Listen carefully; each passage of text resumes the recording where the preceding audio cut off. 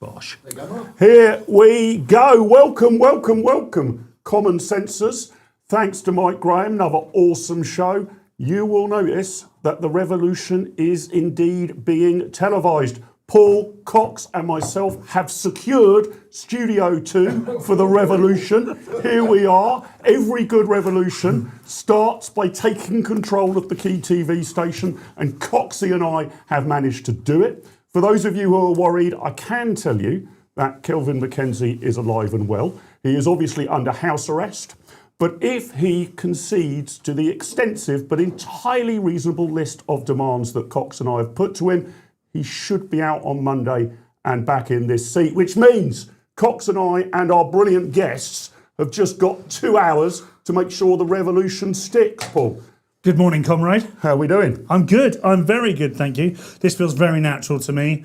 We're now obviously talking to the nation, which is the one thing that you and I should be doing on a most regular basis. And we haven't issued any threats yet. No threats, but there will be. You won't know they've come from us, of course. There may be some knocks at the door, and you may be told you've committed a non-crime, hate crime against us. And we won't provide any evidence, and you'll just go straight to the gulag, and we will seize your assets. Here we go. Simon Kilford. Thank you, Simon. Funding the revolution. Mark Littlewood and Cox. I'm sending you a £10 super chat. Thank you, thank you, thank you. The revolution needs as many resources as we can possibly get because you're fantastic. And Paul Cox, and he's a Portsmouth fan. Oh my goodness! Any Saints fans out there? We've got to match that, guys. We can't have an entirely Pompey-funded revolution. £10 up. Absolutely no way whatsoever. So look, we've started the revolution, and I think we've got good justification, Paul, if you look at the news today. Daily Mail.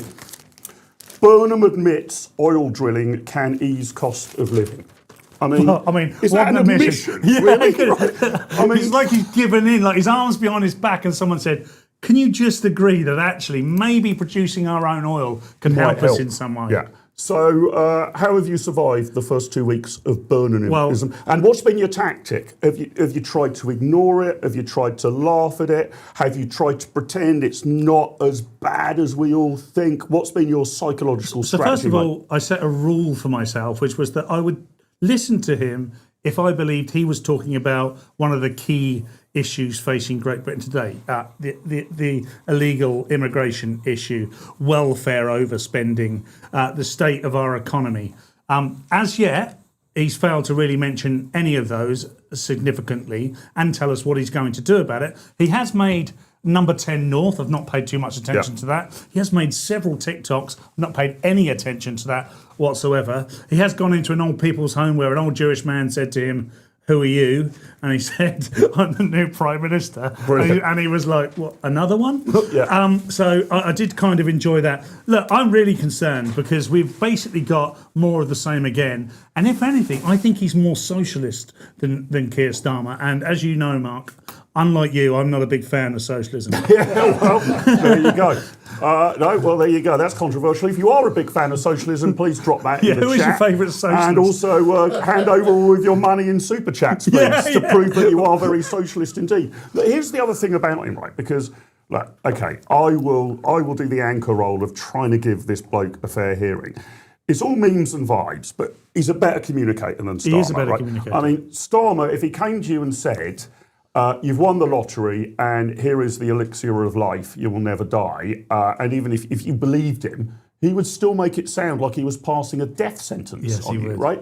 Whereas Burnham does have a certain sort of, hopey, changey air to him, but it's damn irritating as well, isn't it? The thing about hopey, changey air is that that's all very good if he is actually focusing on the things that could give us both hope and change. And he's not doing either.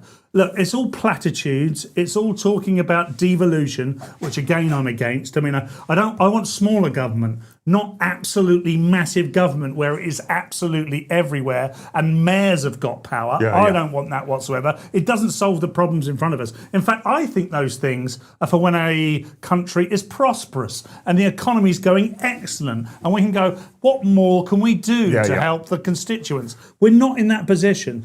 We're not. So you'd prefer he leveled with us and said, guys, this is the scale of the problem.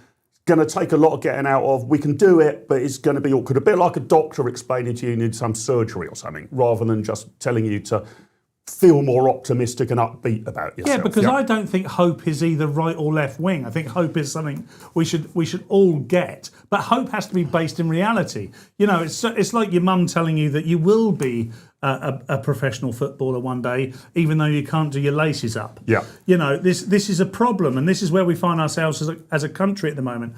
I think the economy is on its knees. We know why the economy is on its knees. The NHS is on its knees. We know why the NHS is on its knees. We spend £333 billion a year in welfare, and the tax receipts don't even cover it. Yeah. So these are just a couple of things, and we seem to be focusing on things like net zero zealotry at £10 billion a year. We seem to be encouraging the very people that are bleeding the system dry to continue to bleed it dry. In fact, actually, offering some other ways you could bleed it dry Yeah, if you haven't got enough already. So what do you make then, Paul? Also, I should say thank you very much to Katie Hates Crap, £2 donation Thank you, to Katie. my new Saint shirt, she says. Thank you very much indeed. That will go some way to getting your new Saint shirt. You could have given it to Paul, and Portsmouth could have bought a new centre forward for £2. It will be a contribution to this season's kit. What do you make of Burnham's this sort of I'm going to get out of London stuff, right? That he's got number 10 North, but my parents live in Bath, down in the west. As you know, I come from a deeply impoverished background, and they live in Bath Spa, on the rough side of the tracks there, and. When he did his bus announcement, he decided to go down to Bath. I mean, God knows why you'd do it from there. And my old man tracked him down. I think might have gone along to see, or at least heard from friends. They filmed the whole thing in this bus depot in Bath that members of the public can't get into, right? So it was obviously just sort of Labour activists pretending to be bus passengers. Okay, staged photo ops are kind of part of politics, but why go all the way to Bath to do that? Can't you find a bus in London? Well, this is it. He believes that going absolutely everywhere means that he's going to. This is going to produce growth in every postcode, as he says. It's not quite how it works, unfortunately, Andy. And I'm still not comfortable with a Prime Minister called Andy and a Defence Secretary called Wes. Andy and Wes are not the two guys you want helping you run your country. Trust me. Every Andy and Wes I've ever met on the council estate I was brought up on couldn't run a bath. But could sell you some things that probably you couldn't get on the open market. Look, he seems to be doing this really interesting / communistic thing where he's avoiding all questions, all scrutiny. Now, he goes to these places, it's completely confined, only safe questions are asked. And he's telling us the reason he's doing that is because when he does open himself up to the media, to the press or to the public, they ask him questions about uncomfortable things that might not be related to the things he wants to talk about. So he's saying, come on, guys, I just want to talk about buses. So that's all we're going to talk about today, irrespective of all the other murder that's going on. And look, I understand it to some degree, because if I wanted to control the narrative entirely, I would avoid asking questions too. But unfortunately, if you're the Prime Minister of Great Britain, you've got to be able to field questions. Even Keir Starmer fielded those questions. He did incredibly badly, but at least we had the opportunity to ask him. And it's almost as if he's saying, no, I've got a holiday period now. That's till September. And until then, I'm going to tell you how well the buses are going to run in Bath. So, one thing here which is pretty annoying, they stitched up the whole timing of this, right? So that Burnham came in, just as Parliament was ending. So, for instance, no parliamentary scrutiny for months. Has got the whole of the summer. He can control the media, right? Obviously, he's in high demand. So if he wants to do something about buses and he's only willing to talk about buses, that's what will come out. But when we get to the other side of the summer, if he makes it that far, I mean, we obviously have a pretty high turnover of Prime Ministers. He may be sacked in pre-season, but let's assume he makes it to September, which I think is a fair enough guess and estimate. He will face scrutiny at noon every Wednesday in PMQs. I think Kemi's going to eat him alive. What do you think? I think the indications are that she will eat him alive. This whole soft Andy approach is certainly not going to wash with Kemi whatsoever. And now Kemi is the one person in which all of us who want to know anything, irrespective of our politics, in which we entrust, because at no other point are we going to. I mean, the interviews that he's done so far with the BBC and Laura Kunsberg were so softball. And Gary bloody Lineker. I don't know. I can't remember some of the questions, but they're about as troublesome as what's your favourite colour, and do you like, fish and chips with brown sauce or red sauce, and I answered those, and everyone patted him on the back and said, "This is our man," and we're all left thinking, well, what about all the problems, mate? So I think that he's only prolonging the inevitable, and the inevitable is that if you come in and say you're going to deliver a manifesto that we all know was failing anyway, and then start to surreptitiously put in things that aren't in the manifesto but don't allow any questions for it, then there's going to be a massive bow wave of questions coming his way. Yeah. So the Times was reporting today, which we would have with us, but quite rightly, Mike ripped it up in the other studio. Utterly justified behaviour. So I haven't actually got a pristine copy of the Times. tax is going to go up, guys, isn't it? Tax is going to go up. One way or another, he's not spelling out exactly which tax. Could be a council tax going up, that looks likely. Could be a new tax on property. Do you reckon he's going to dial up employers' national insurance and pretend that's not a tax on your work? I wouldn't be surprised. Some suggestion that he might go for 10% of every estate, even if you're below the inheritance tax threshold when you pass away, he might scoop all that up. Tell me in the chat which taxes you think he's going to go for. But tax is going to go up. And at the moment he's ducking this question, right? Or he's saying, I might have to ask you for some more tax. He's just going to take it. Yeah. Why don't you think he's just bitten that bullet and spelt it out and actually said, right, yeah, I've decided we need, for some reason, Burnham's view of Britain is that we're not taxed enough, the government isn't big enough, the government isn't spending enough, so he needs even more to feed the beast. Why not just get the bad news out of the way now? Tell us what it is, how he's going to raise, 18 billion, 20 billion, whatever he thinks he needs. Get it out of the way now. Otherwise, we're going to have a summer of speculating exactly where he's going to hit us or exactly who he's going to hit. I just don't know why new prime ministers don't get the bad news out of the way first. Well, look, they don't like to do the grown-up stuff, and the grown-up stuff is difficult. So he is going to have to put up taxes in order to fund his ridiculous manifesto. I'm not saying he should put up taxes. I'm saying that if you're going to continue to spend other people's money in the same way socialism always does, then you are going to have to get more money from the public. Even though that is a completely dry. If you imagine the public coffers, the public bank accounts as a lemon, it is it's drier than this lemon here, which is actually real, weirdly or not. But because of that, he is sort of massaging that message in. We all know what's going to come. We all know that it makes ridiculous sense to do so, and that he should be cutting rather than taking. But inevitably he's going to do it, and it's going to cause him massive problems. It just tells me he's disingenuous. It just tells me that we can't trust him.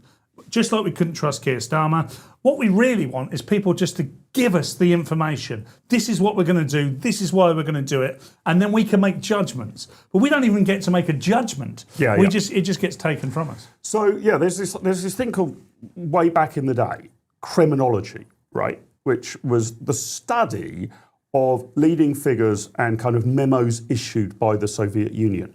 Because they'd never talk to you straight about it, the Soviet Union, right? You wouldn't actually get like Leonid Brezhnev coming out and saying tractor production has fallen really badly, so I'm afraid, there's not going to be enough bread to go around as a consequence. You'd never get it straight. So you had to interpret all of these sort of little signals, right? Who's sitting at the high table? Does that mean they're going to get promoted? Who's been shuffled to the back row? Does that mean they're going to be shot? What order are officials listed in on an official Communist Party press release? And people would study this, read the tea leaves to try and work out what Soviet Union policy actually was. And I think it's the same with Burnham. All right, he's not necessarily a communist, but he's some brand of socialist. But you can't get a straight word out of him. So you're trying to look at this word salad and interpret whether that means he's going to come for our property, whether it means he's going to dial up council tax, whether it means inheritance tax is going up, all of the rest of it. It's maddening. I just want straight talking politicians, whether I agree with them or not. Simon Kilford, shout out for the super chat.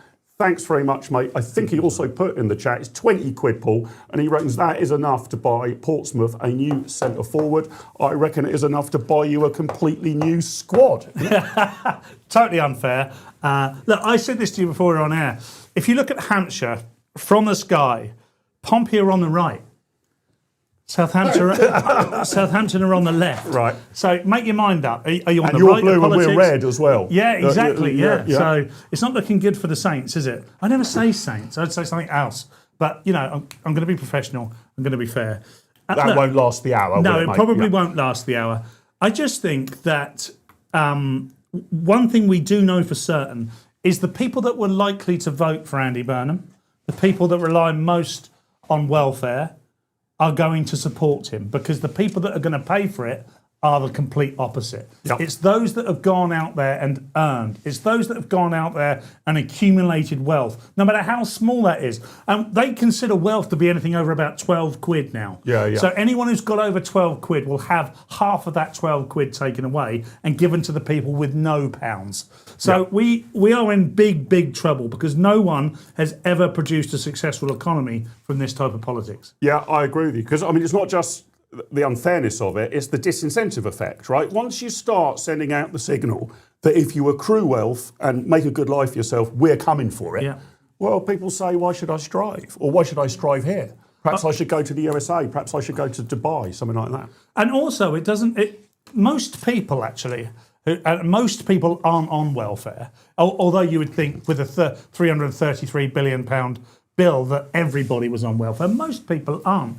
And if you talk to your friends and family and those people that have worked their whole lives, they won't know how to game the system I don't know. I've never claimed a benefit in my life. Now, I'm not suggesting I shouldn't have done. There's been no need for me to have done. And I'm grateful that it's there for the people I know that have been able to, because most cases they've genuinely needed it. And I'm not saying there shouldn't be a welfare state. What I'm saying is it shouldn't be so massive that the income tax receipts cannot pay for it. And therefore, there are people out there that are career welfare takers that have done nothing other than take welfare and live off the state. And if you've had your grandparents, your parents, and now yourself do that, where is the incentive? And actually having it take away seems to them like a crime in some way, when actually all you've got to do is go out and work. Now, people are saying, well, the only jobs available to me are minimum wage, and how can I possibly accrue wealth that way? Well, unfortunately, that's where you've got to start, and you can be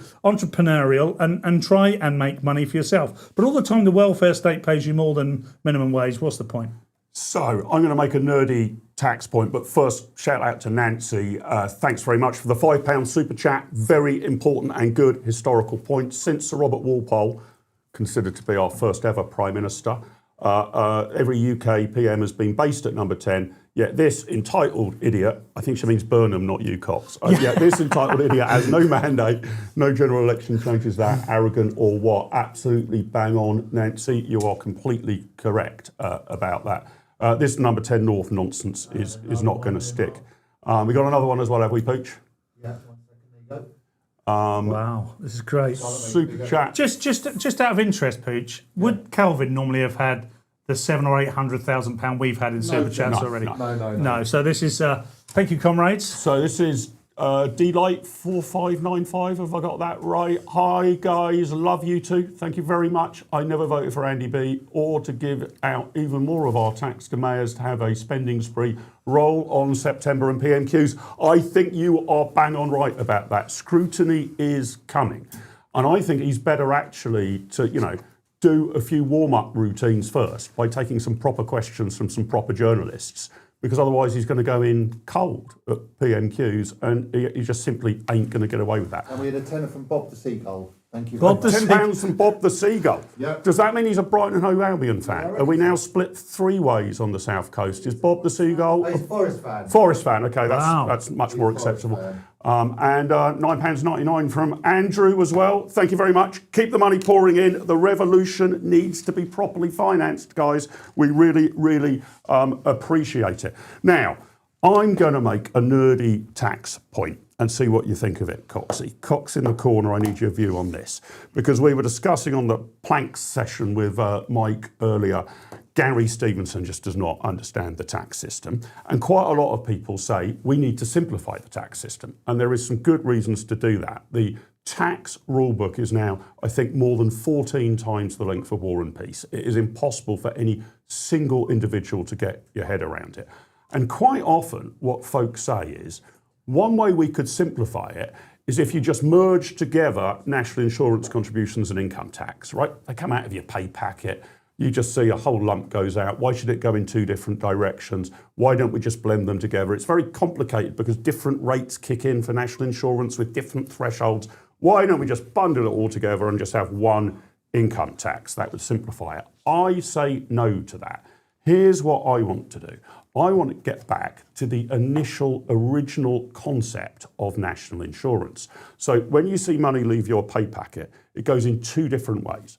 Your income tax, that pays for the general services and taxation, that's general taxation for what's needed in the UK, pays for defence, pays for courts, might even be paying to, relieve poverty, to get people, homeless people into a shelter, that kind of thing. It's for the general running of society. Your national insurance, this is my idea, should be earmarked for you. It goes into your personal pot with your national insurance number against it, and you build that up as you earn, and as you get into whatever, your 60s, your late 60s, your 70s, when you retire, then you draw down on it. So that's how you pay for social care. Ultimately, that's how you should pay for pensions. Possibly we can do that for healthcare. So what do you think about that, Paul? That you're sort of forced to save for yourself with some of your income, a bit like if you buy a car, you have to have, insurance on it, right? You've got to pay insurance on it, otherwise you can't use the car. To say, look, if you want to live and work in the UK, you've got to insure yourself against your needs in old age, social care that you're likely to need. So you will see your personal pot growing up. But you could log in online, see how much you've got in it, and you could only draw it down for things like social care or healthcare or all the rest of it. So you're obliged to save for yourself, but it doesn't just go into a bloody great pot of money for Burnham at number 10 South or number 10 North. It's earmarked for you. So this is devolution to the individual. To the individual. That's what we need. I absolutely love this. And I can see why people on the left would absolutely hate it. You imagine them finding out that you and I are making decisions for ourselves and we're not agreeing with them, and the hundreds of thousands of pounds, because you and I are both multimillionaires, so we've got huge national insurance policies. Yeah, but you haven't yet got your own Learjet. No, I haven't got my own Learjet. No, well, the two quid's going towards that, not to the Pompey Centre Forward, right? I genuinely, though, in all seriousness, the idea that's exactly what he's talking about. With an additional tax, isn't he? With social care, he is saying that people will put money by so that they can be looked after in old age. The first question I always had with that was, well, aren't we doing that already, Mr. Burnham? What are you doing with the money I give you every week, every month, etc.? So yes, I think that's a fantastic idea, and maybe we make some choices about where that money should go. Maybe we don't keep it all to ourselves. Maybe there's a deal that 20% of that has to be given away, but we tick a few boxes once a year to say, actually, I want it to go towards this. I want it to go towards that. I don't want it to go towards the other. And then my other view on that would be, if you build up that pot and, I don't know, the worst happens, you die young, right? That money goes into your estate. It's part of your estate. It doesn't go to the government. It's stuff that you've saved over your lifetime, so it goes to your nearest and dearest when you die. It's your personal pot of money. Wouldn't that make perfect sense? It would also mean that you were covering the future cost of you and your family. So then wouldn't that just be fantastic? Can you imagine if it had worked that way until this point, Mark? We would have 90% fewer less issues. There would be 10% of those issues that remain, and they would be massive, because there would be people that hadn't contributed that would be unable to take from the system, and we would have made some decisions maybe for it not to go that way, so they would find themselves in a terrible situation where what they might have to do is go and work for themselves. And I don't think this would apply for the terminally disabled, by the way. I think we should be looking after those people. People that can't go and earn for themselves, sure, let's look after them. It's a given. If you can work and you choose not to, then I'm afraid you're only entitled to a certain amount, and I'm not going to give it to you. So this is the other thing about where we draw the line. Like, I think virtually everybody agrees there should be a safety net. And of course, some people find themselves through no fault of their own in unfortunate circumstances and need to be looked after, chronic disability being an obvious example. So far as people have got disabilities and can work, you want to encourage them into, I don't want to write off anybody with a disability. They can have useful functional lives. But I look at it this way, right? Roughly speaking, so put your finger in the air, tell me in the chat what you think as well. Roughly speaking, what proportion of British adults do you think can't stand on their own 2 feet over the course of their life? Okay, you might hit a rocky patch, be out of work for a while. In that case, you may need to borrow or tuck into your savings. But over the course of your lifetime, what proportion of Brits do you think cannot stand on their own 2 feet? Eat what they kill. Make their own savings when they're doing well, dip into them when times are tougher, put a nest egg away for old age. What rough percentage do you think can stand on their own 2 feet? I reckon it's about 90 or 95%. 90 or 95%, rough guess or estimate. What do you reckon, Paul? And then my argument would be that the welfare state should focus only on the 5 or the 10%. The rest of us can be self-sufficient. I would have said, over our lifetime. if you'd asked me to guess, I would have said about 90%. Which will bring into question why the welfare bill is so high. Now, we do have a situation in this country which the left will throw back at us, which is actually a pretty significant percentage of people are claiming benefits whilst working at the same time, which shows us that working isn't working for them, which is a bigger, wider issue. But one of those reasons is because we have an exponentially growing population who are unable to support itself. So every time somebody comes over, and particularly when they're illegal and they're on a boat, that has a cost associated to it. Immediately, there's a cost associated to it. And we instantly know they've not provided into the pot that would pay for that cost. Yeah. So as that grows, the pot gets smaller. And what happens is you've got more and more people feeding off of less and less. Yeah. It's basic economics. I'm not an economist like yourself. I'm probably better than Gary Stevenson. Low bar, mate. Low bar. But I'll take it. I'll take it. But yeah, what that would be, I think it would be somewhere in the 90% region. You're saying 95. I could go along with that. But all of a sudden, what it would do is expose a massive issue, and that's the fact that there are plenty of people that don't want to work. I saw a story yesterday. I think it was an American kid. It was essentially said, he's never going to work. He didn't choose to be born. So therefore, because he didn't choose to be born, why should he work and pay for it? Therefore, someone else should pay for it. Yeah. Now, there are definitely people, and if you're under 18, you probably look at that and think, wow, what a genius idea. I didn't choose to be born. But that's not how this works, by the way. Yeah. No one chooses to be born, so who are you going to rely on and who is going to pay for it? Wrongful birth being the claim. Couple of things I want to pick up in the chat. Steve Gibson asked, where do I get my magnificent shirts from? I haven't been sponsored by them yet, but let's hope they do come and sponsor UK Live. Blake Mill is the name of the shirt company. I've got a whole range of them, keeps growing all the time. Richard Phillips, I saw, just said in the chat, bring back the workhouse. Now, I'm not quite sure I'll go that far, but here's another scheme for you to toy with. See what you think of this, guys and gals, right? In Wisconsin, I think this was back in the I want to say the early to mid 90s, when Scott Walker was the governor of Wisconsin. If you're a nerd about American politics, you may have heard of Scott Walker. He once ran for the Republican nomination for president. And the deal was this, right? He saw that there were too many people on welfare who he suspected were able-bodied, were pulling the wool over our eyes. So what he worked out was, I will basically guarantee you a job.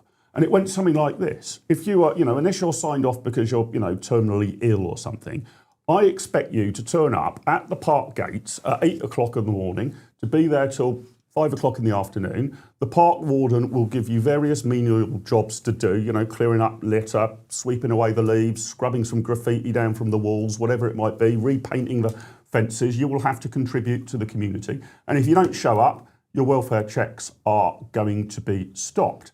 And it went something like this, Coxie, right? In the first few weeks, loads of people turned up. They were like, I can't afford not to have my welfare. And they sort of assumed, wow, Wisconsin's now going to have the tidiest, cleanest parks known to mankind. Every little pothole's going to be filled on the roads. Within a few weeks, absolutely fell off the edge of a cliff because, surprise, surprise, these people found jobs in the private sector. They actually decided, rather than going to the park every day, I'm going to work in that restaurant, that bar, or go down the garage. That's the way to do it. You've got to stop people being able to choose leisure at other people's expense, right? Yeah, absolutely. And I'd love to say, I've seen the counter argument for this for years, is, you don't understand, and some disabilities can't be seen, and so-and-so's a little bit sad at the moment. And look, we all go through tough times, and it is difficult sometimes to pull yourself out of bed and get yourself to work. I understand that, especially the amount I drink. Yeah, well, exactly. Yeah, yeah. But the landlords are absolutely thriving. I'm stimulating the local economy. Yeah, exactly. So it is a cycle. Yeah, look, we have to take away the incentive to just sit on your bum and do nothing. It's as simple as that. And all the time we're not doing that, we're going to get what we got. Yep. Look, we've had a whole half hour, and guys and gals, don't worry, because as luck would have it, Coxie and I have not actually contrived to bring this about. But you will notice one of the big news stories of today is all about football and FIFA and Sycophantino and people walking out of the World Cup. We are going to cover that in depth with my next guest, the brilliant economist Andrew Lillico. But first, it's Fiona with the news today, isn't it? It's Fiona, the lovely Fiona with the news. Don't go anywhere. We'll be right back after these messages. Good morning. I'm Fiona McLeod. The Knob of the North has announced a major devolution package, giving English regional mayors a share of income tax revenues from 2028 and more control over business rates from next year, aiming to shift power and funding away from Westminster. The Bank of England has held interest rates at 3.75% in a 6-3 vote, citing easing domestic price pressures but ongoing risks from Middle East tensions and volatile energy prices. Meanwhile, firefighters continue battling a large wildfire on Dunwich Heath in Suffolk, a few miles from the Sizewell B nuclear plant. Crews say they are in a better position, with no threat to the station after evacuations amid the ongoing heat and drought. More than half of England is officially in drought after successive heat waves and record low rainfall, with hosepipe bans affecting millions. I heard a rumour that Edward go his hose out while reading the news this week. Whatever floats your boat. See you later, alligators.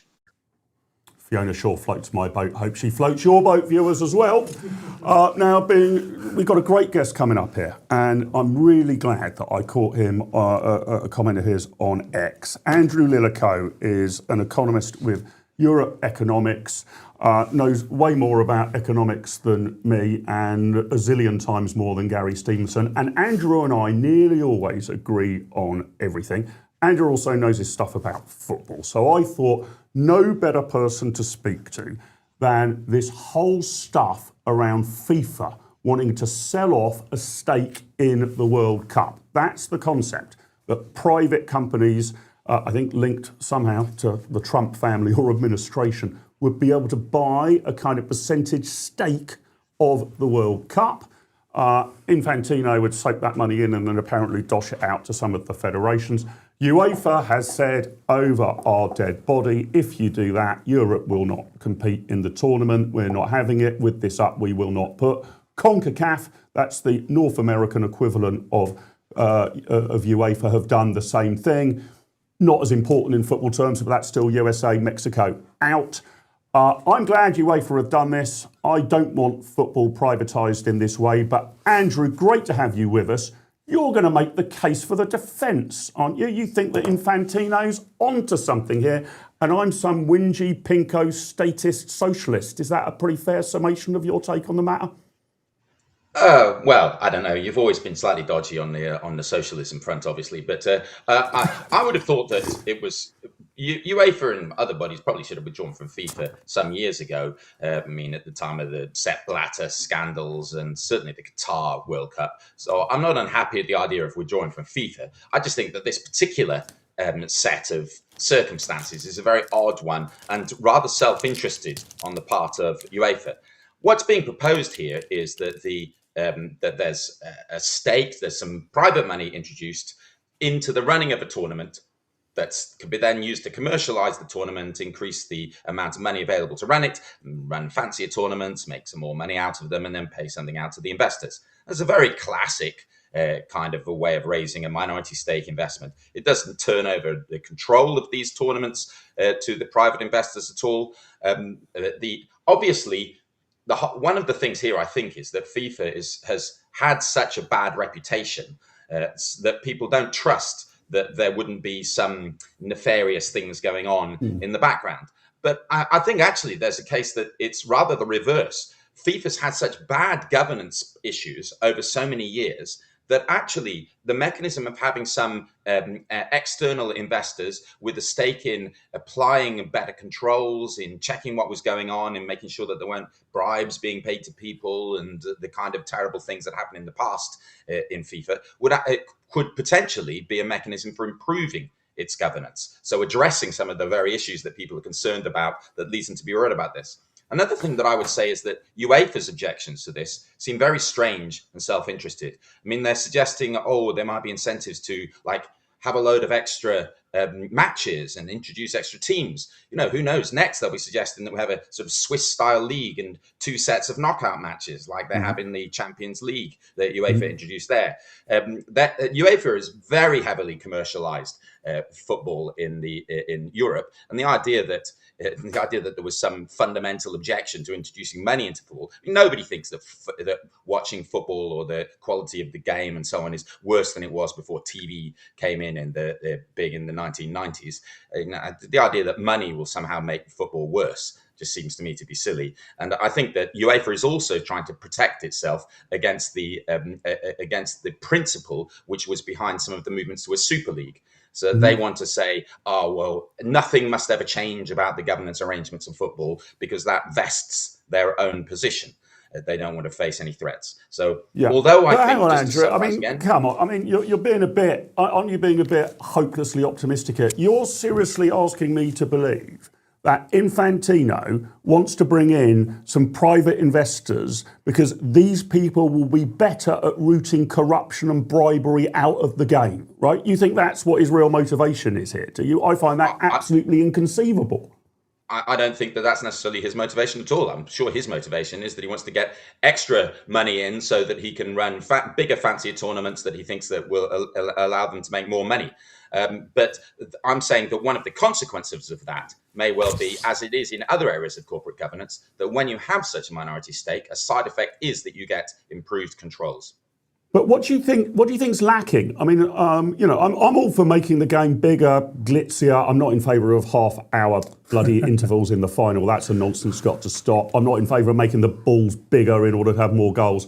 But I am in favour of it being bigger, more glamorous, more glitzy. I thought the Americans did a fantastic job in the round. I'm just scratching my head a bit about what the private investment's for. I mean, this is a profit-making tournament, right?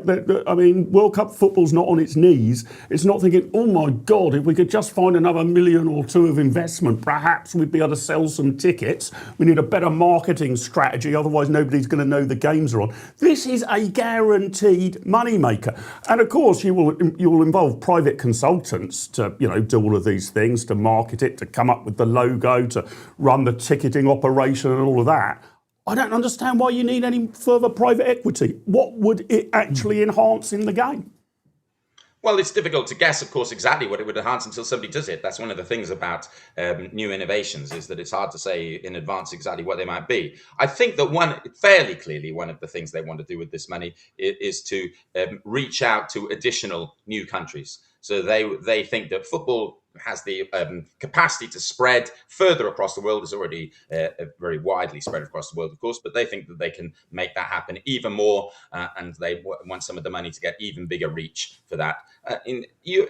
I think, look, you could always say, how much better could football be? I think in the early 1990s, you might have said, there's some of these, Arsenal and Liverpool and winning the first division and with the final kick of the entire season. How could it be any more exciting? And yet somehow when they brought in the extra money from the TV with the Sky agreements and so on, then things did get better.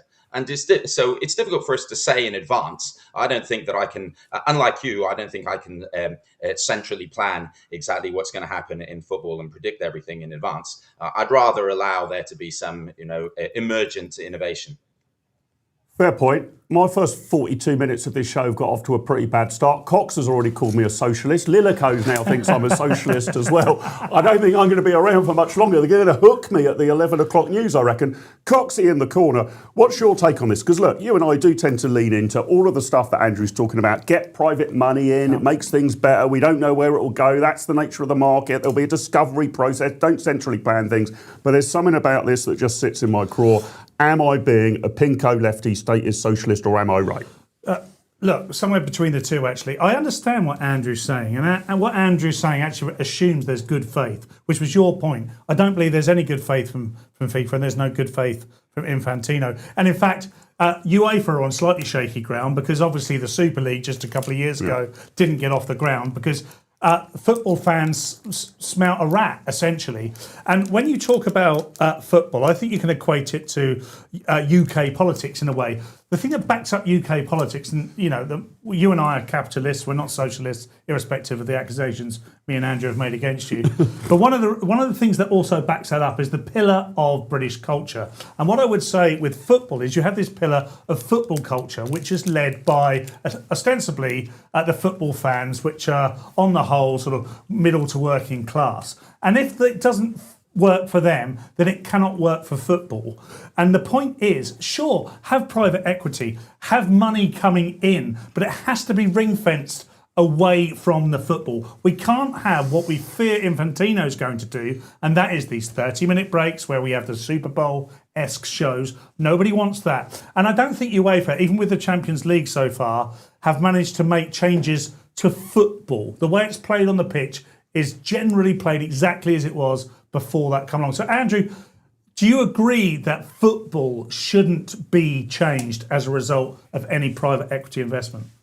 Well, I think that the whole business with having a half-hour break was absurd. It was a terrible half-time show, apart from anything else. But also, it changes something of the nature of the game. These are extremely highly tuned athletes, and they use up their energy in a way over 90 minutes or then 120 minutes. And if you add an extra half hour in the middle of the match where they have to keep warm or they get cool and then they have to heat up again, that changes the athletic experience. So I think that was just completely the wrong thing to do. I would also say that I don't trust FIFA, and I think we should have withdrawn from it some years ago.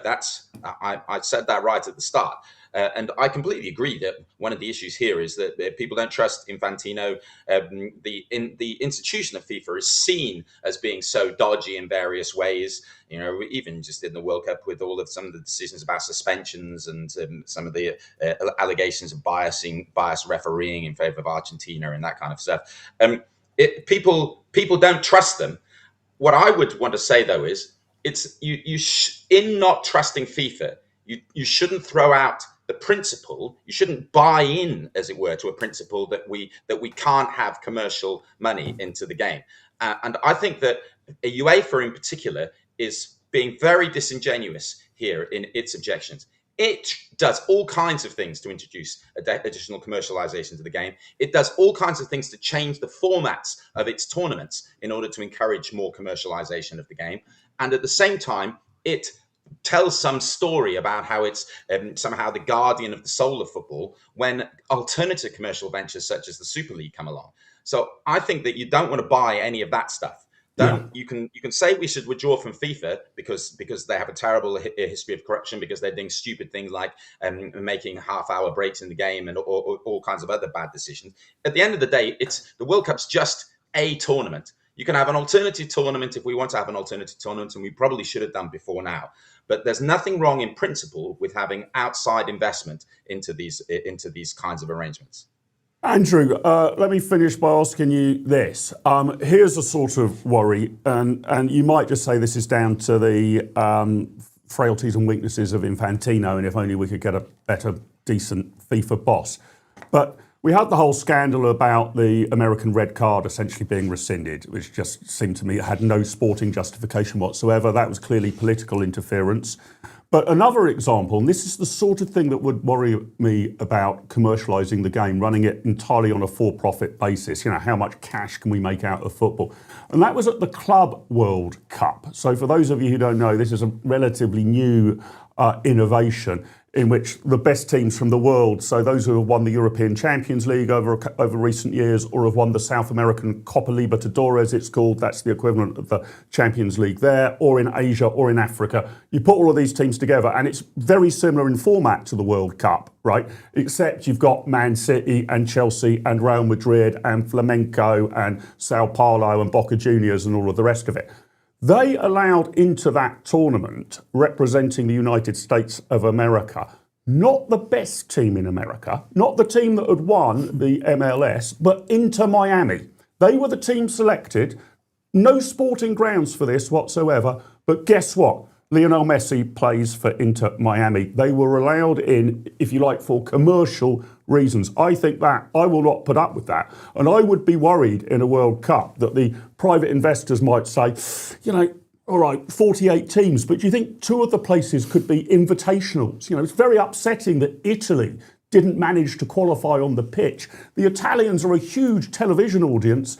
You know, the number of people watching in Italy will be a mere fraction of what it would otherwise be. Let's hold back two invitational places. Now, I'm speculating about that, but the Inter Miami thing, I think, provides grounds for my concern. What say you to that, Andrew?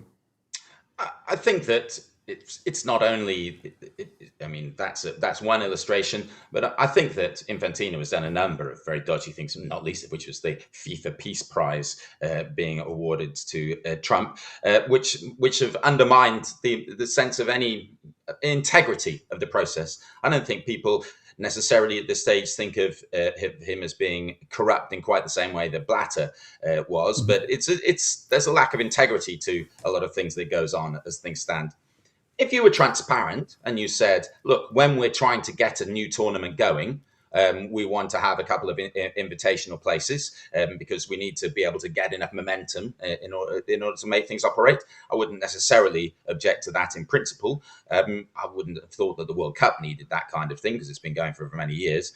If UEFA and other bodies were to now set up an alternative to the World Cup, I wouldn't necessarily think it would be wrong to have some invitational spots available again to try to get momentum going for the tournament. So I don't necessarily wholly reject the point you're making, and certainly if Infantino did it, you would worry that there was something very dodgy about the way that it was being done. But again, I wouldn't want to reject the entire principle that it would be. I wouldn't want to say it would be always wrong to have invitational spots available. Andrew, very fair point. Paul's got another question. I think. Coxie, what we got in Coxie's corner? Okay, over here in Cox's corner. Look, here's the thing. In this world of medals for all, football and sport in general is a meritocracy. And my fear is that, as with Mark, is if we move away from that and there's invitationals and people aren't there on merit and people don't win on merit, then what's the point of the sport? The whole idea of sport is that we don't know the outcome because it gets played on the pitch. If there are things external to the game on the pitch that can affect the outcome of a game, I'm not even sure I want to see that. I'd much rather go and watch 22 lads hungover playing Sunday League football than I ever would want to see something that's been manufactured by a couple of sort of very rich men who don't understand the rules of the game. So the chances of that happening, I think, are greater with more private investment. So I just think there should be a cap. This sounds incredibly socialist. I'm going to go and take myself for a wash. If we had breaks, I would go and take myself for a wash. But I just feel with sport, I want it to be a meritocracy at all costs. There's nothing socialist about that. No, but the more you talk about it, the more you realise that actually it's kind of no. There's nothing. No, I'm going to stick by this. I believe that meritocracy is the only way for sport. Andrew, just before I let you go, what I'd also like to hear from Andrew, do address the meritocratic point, Andrew, but I'd also like your prediction. What do you think's going to happen? You've made a compelling case about how private money could help the game, but address Paul's point on, meritocracy has to be the DNA that runs through sport. That, it's sporting success that gets you on, not, bribing somebody for an invitational. I'm also intrigued to know how you think this movie is going to end.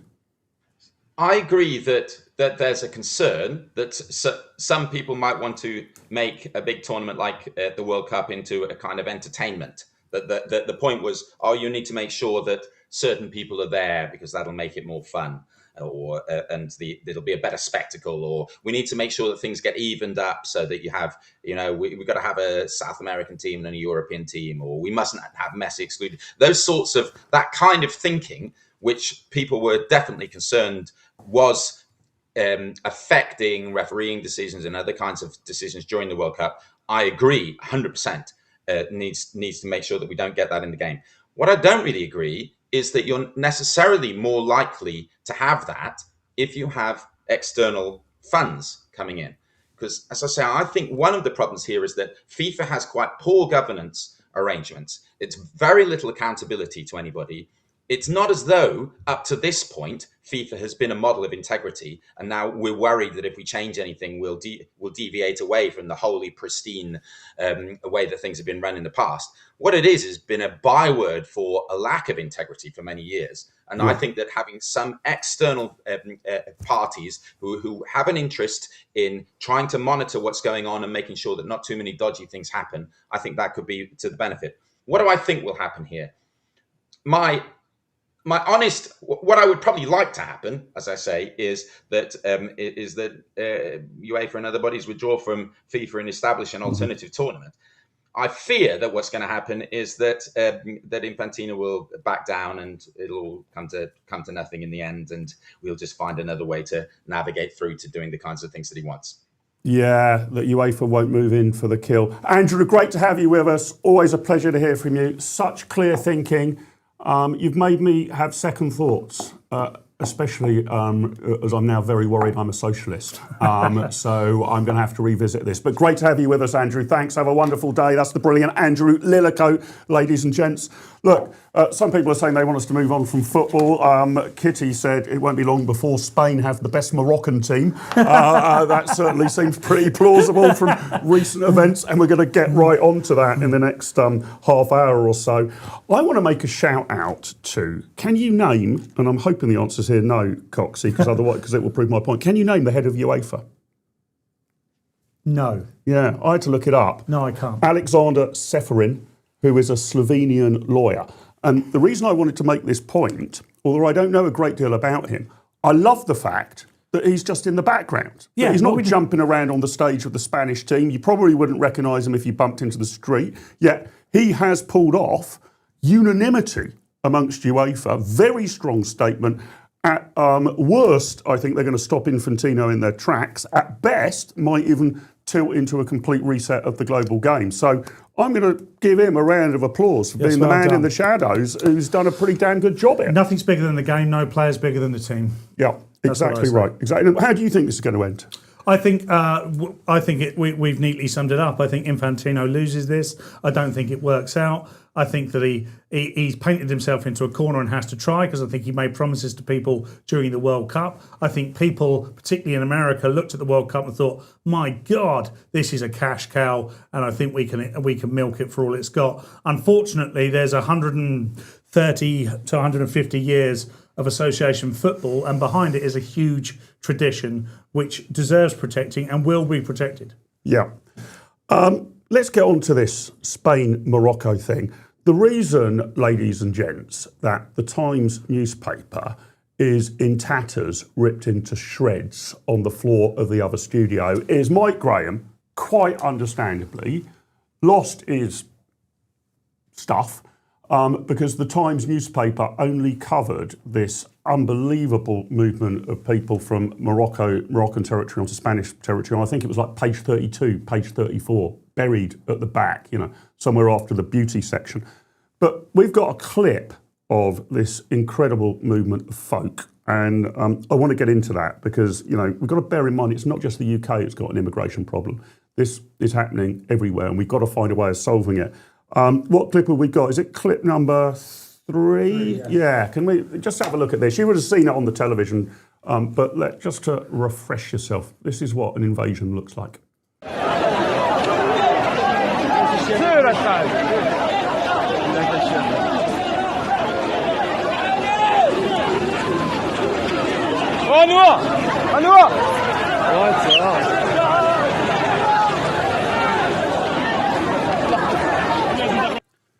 There you go. Look at all of those doctors, brain surgeons, architects, IT consultants moving into the country. It must be a great boon for Spain, that, isn't it? When I first saw this yesterday, I also saw the left's reaction to this, left in the UK, that is. Not sure, not the left in Spain, which is now incredibly huge, by the looks of it. They said there was only 1,300 people there. There's men, by the way. Yeah. No one needs to tell me that there are any women. I literally couldn't see any There is absolutely women. not. These are and it's not 1,300 there either. No. I've been in capacity stadiums of 1,300 watching Portsmouth. Is that the size of Fratton Park? Yeah, we know that Fratton Park isn't that. It's 20,000. Oh, is that right? You know Okay. that. And it looks a lot fewer than that. That is a massive invasion by anyone's measurement. So, by the way, this is for those that aren't fully up to speed, and that's why you're tuning into us. We are going to bring you up to speed with all the accuracy of information and some good humour as well, Mark. That is an enclave in North Africa that Spain essentially. Yeah, explain the geography of this to me, because I'm no great geographer, but I was aware that in my mind's eye, Spain and Morocco do not share a border. They don't. There's sea in the way, but there is parts of North Africa, an enclave right next to right next to Morocco, a bit like Kaliningrad in Lithuania. Right. If you know that area of Europe, Kaliningrad is Russian. It's separated from Russia by all the Baltic countries, largely Lithuania at that point.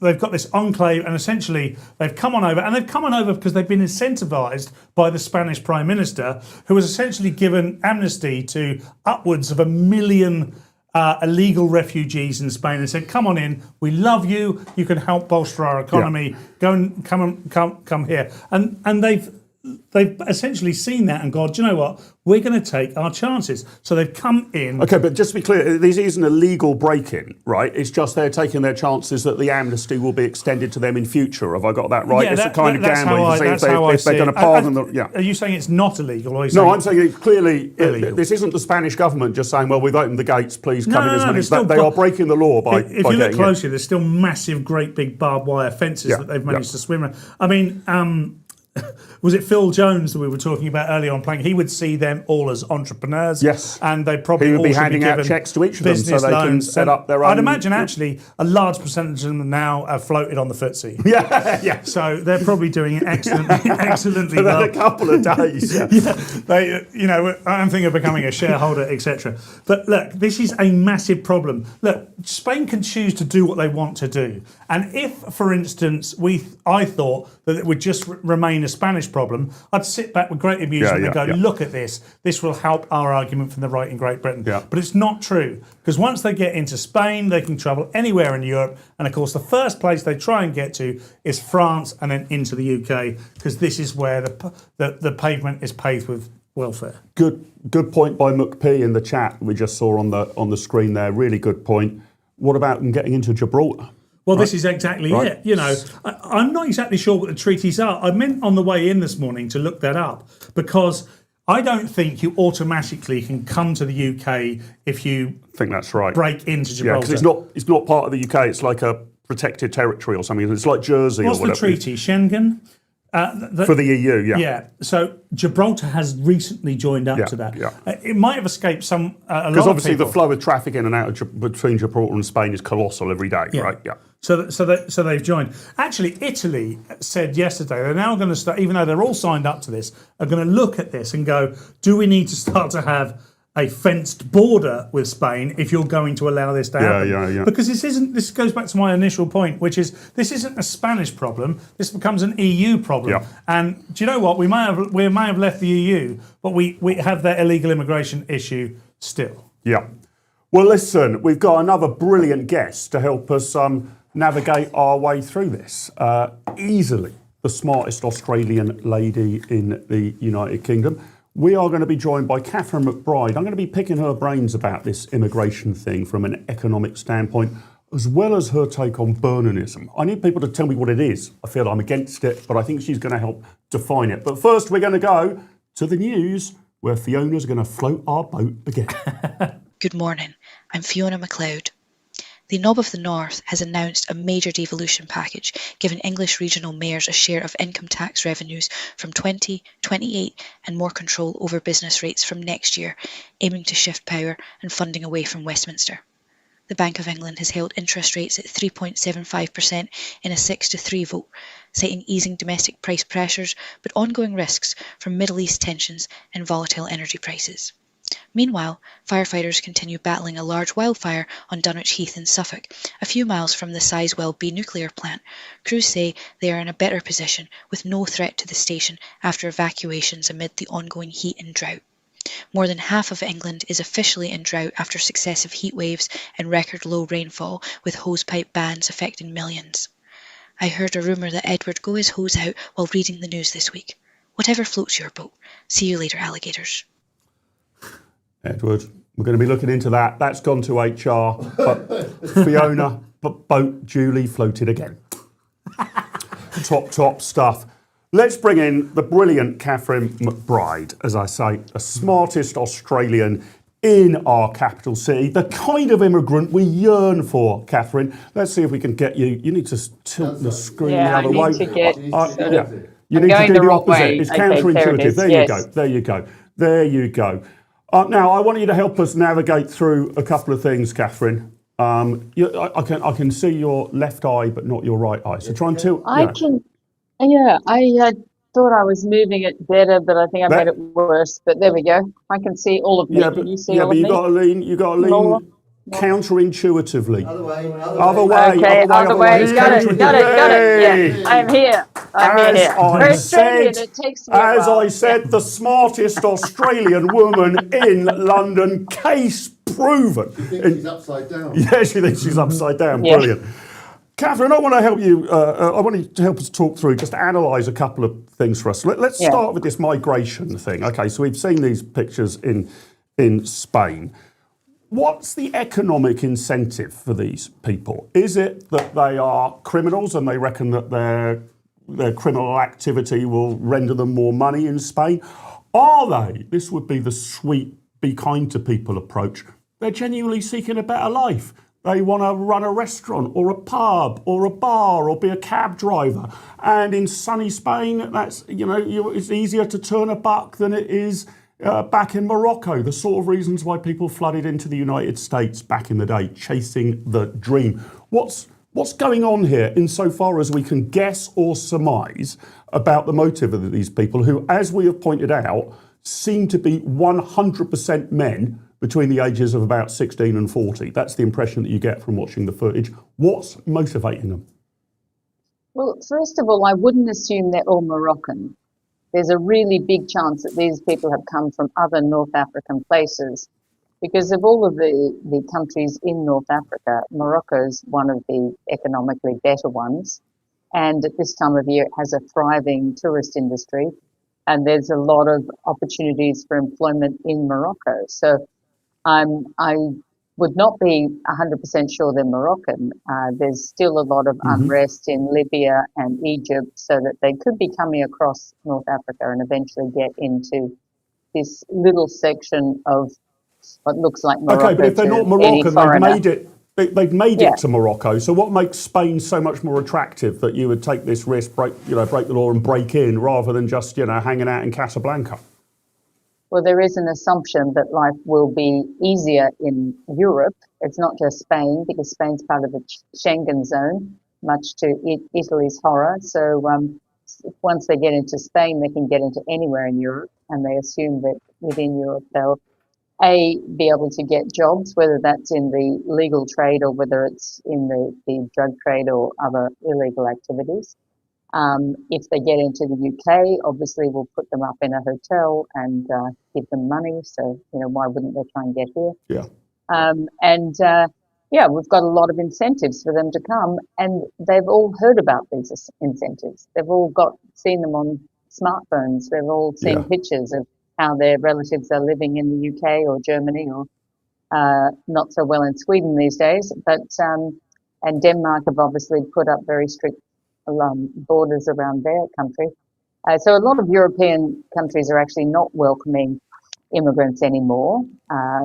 This is not 2015. Angela Merkel is gone, and people are being more sensible. But it's not about Spain; it's about Europe. In Catherine, Spain, in southern Spain. Is the right approach this then, if we want to stop this, rather than, I'm not saying we should sort of just open the borders, have no barbed wire, no border force, but I am saying isn't the smarter way therefore to tackle it is that you switch off the pull factor, you switch off the magnet, because if that's pulling people in, you can have as many border guards or fences or spotlights as you want, but you're never going to be able to stop the surge of demand. Isn't the solution we just switch off the welfare magnet? So you can come here if you like, but you're not going to get a hotel room, you're not going to get a handout, you're not going to get healthcare. If you've arrived illegally, we will not entertain an asylum claim, and we will make sure that you are on your way pretty fast. And in fact, in your short stay here in Spain, England, wherever it might be, you're probably going to have a more miserable time over those few days or few weeks than you did in the country you came from. Don't we just need to just switch that off? Isn't it as simple as that?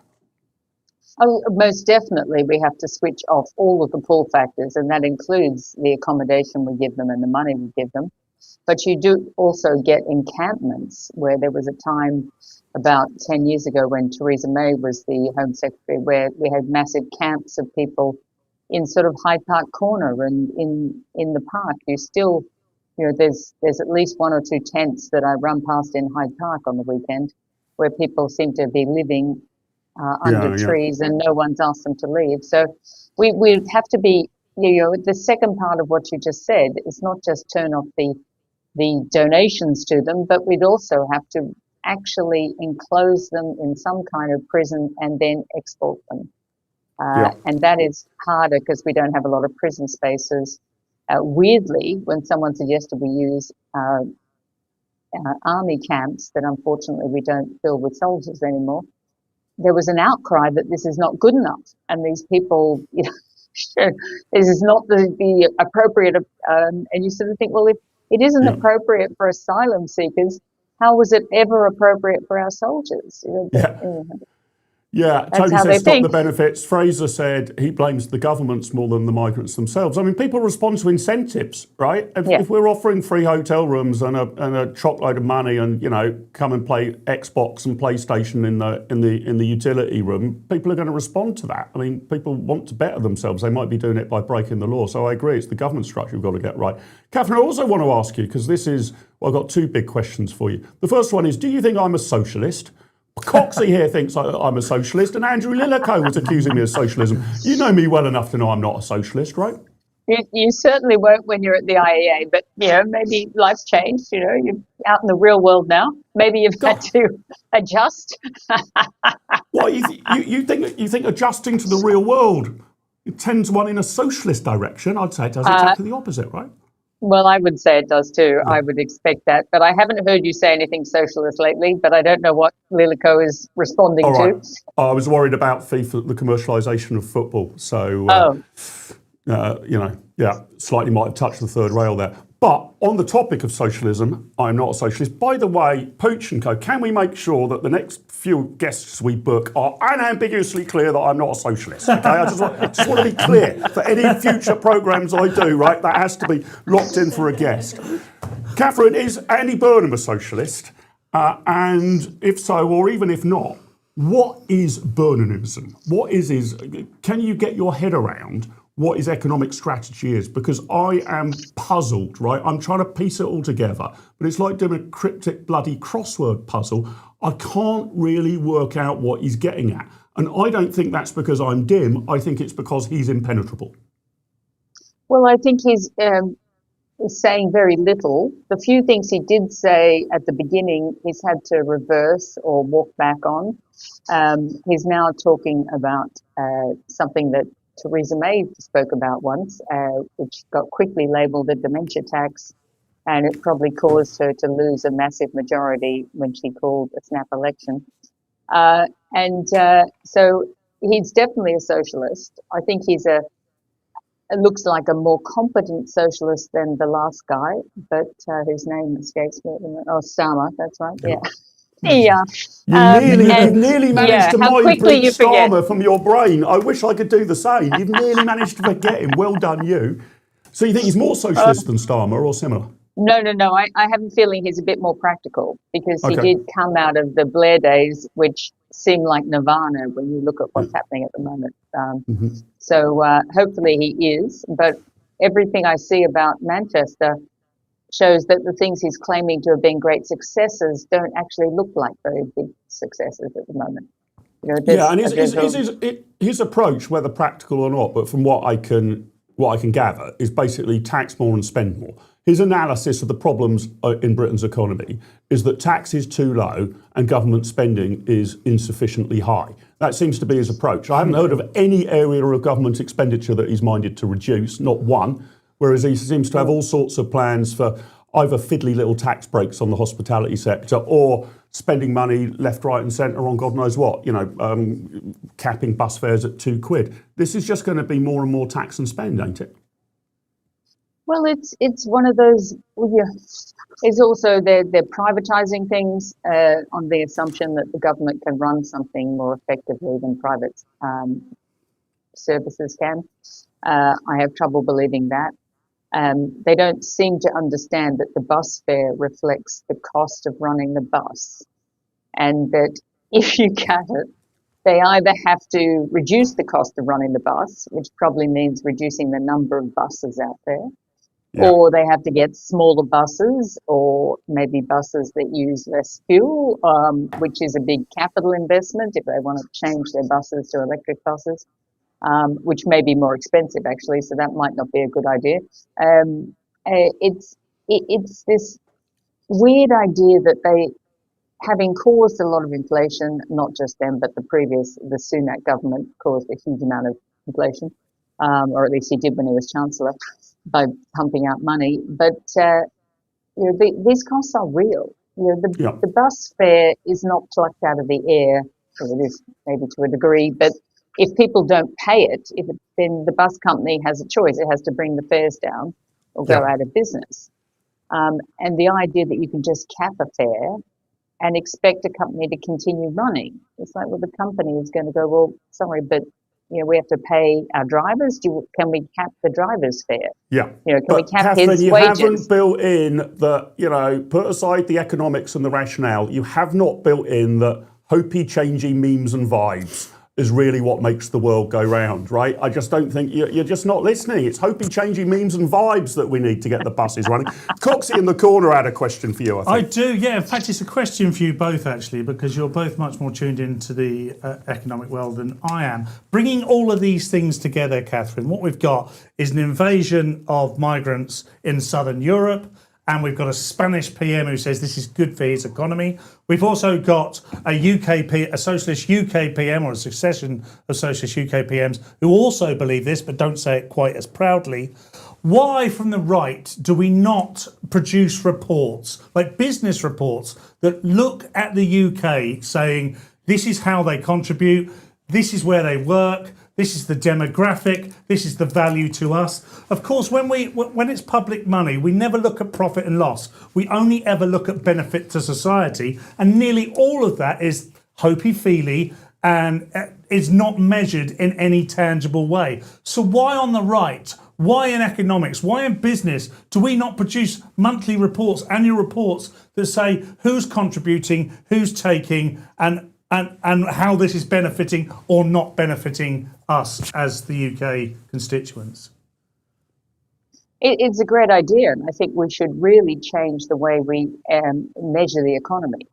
For years and years and years, all my lifetime and Mark's lifetime, we've always counted consumption as if all people are consuming pretty much the same amount.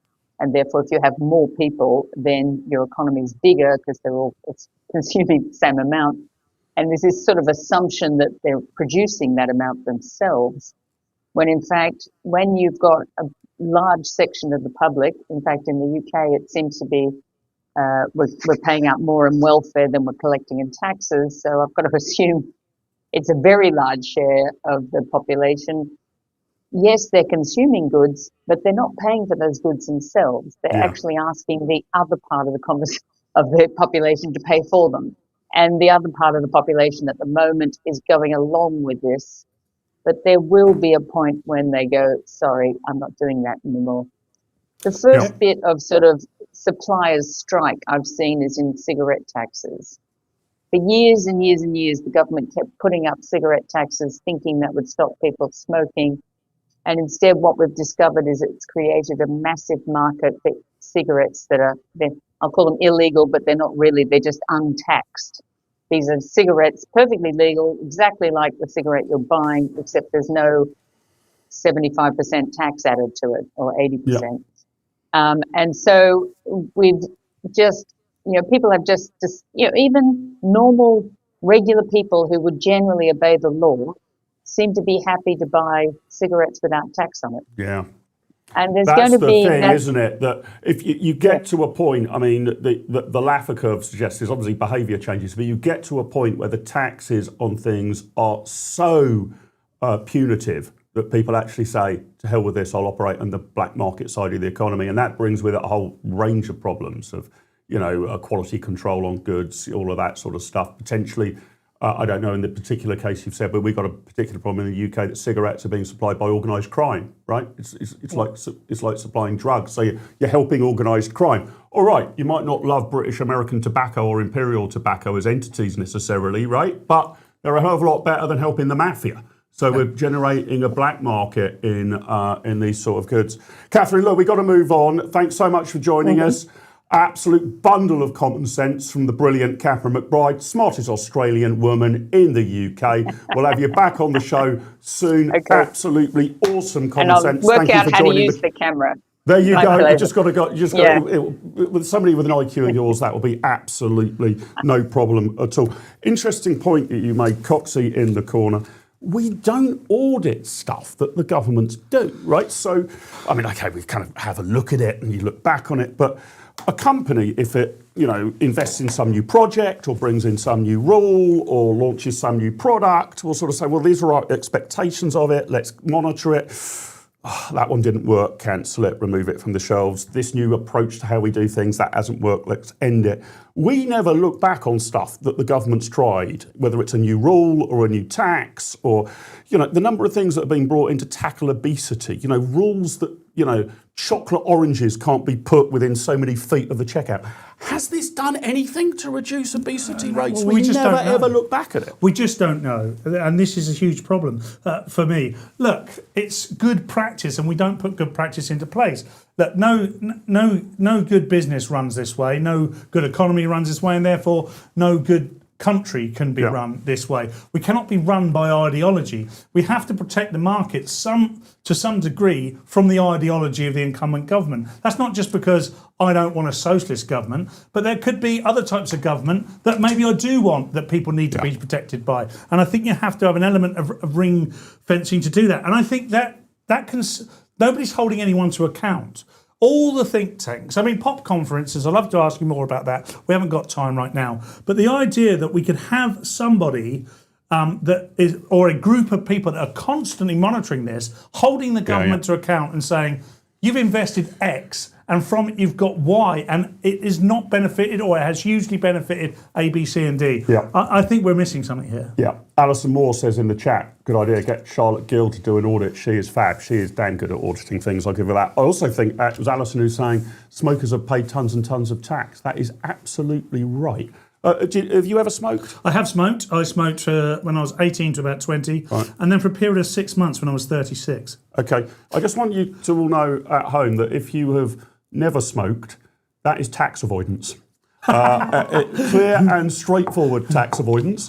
And if you are like Coxie here and you used to smoke but gave up, that is aggressive tax avoidance. So you people need to have a long, hard look at yourselves. No wonder the cupboard is bare for Andy Burnham's government. Yeah. It's More all smokers. you sorts giving up smoking. Look, let's come to our next guest. Let's see if we can agree with him on No chance. On the new Burnham era. It's Matthew. Great to have you on, Matthew. I've got to start with the biggest question of the day, and I think I can count on you to give me a completely honest answer. Do you think I am a socialist? Well, Mark, it's good to see you, and it's always good to see my friend Paul as well. I don't think you're a socialist because I guess we might have to whisper this, might we? But I remember the days when you were also a Liberal Democrat, Mark. Yeah. Well, I still think I am. I'm in favour of liberalism and I'm in favour of democracy. So let's see if we can agree on those sort of points. What's the Lib Dem take on the Burnham government? Is he too left-wing for you? Not left-wing enough? What do you make of him? Do the Lib Dems like what he's doing? What's your overall critique? I've kind of lost track of what the Lib Dems sort of position is on the political spectrum now. It's drifted a long way to the left since I was there with the solid orange bookers, some of whom said they were way too right-wing to ever consider joining the Conservative Party.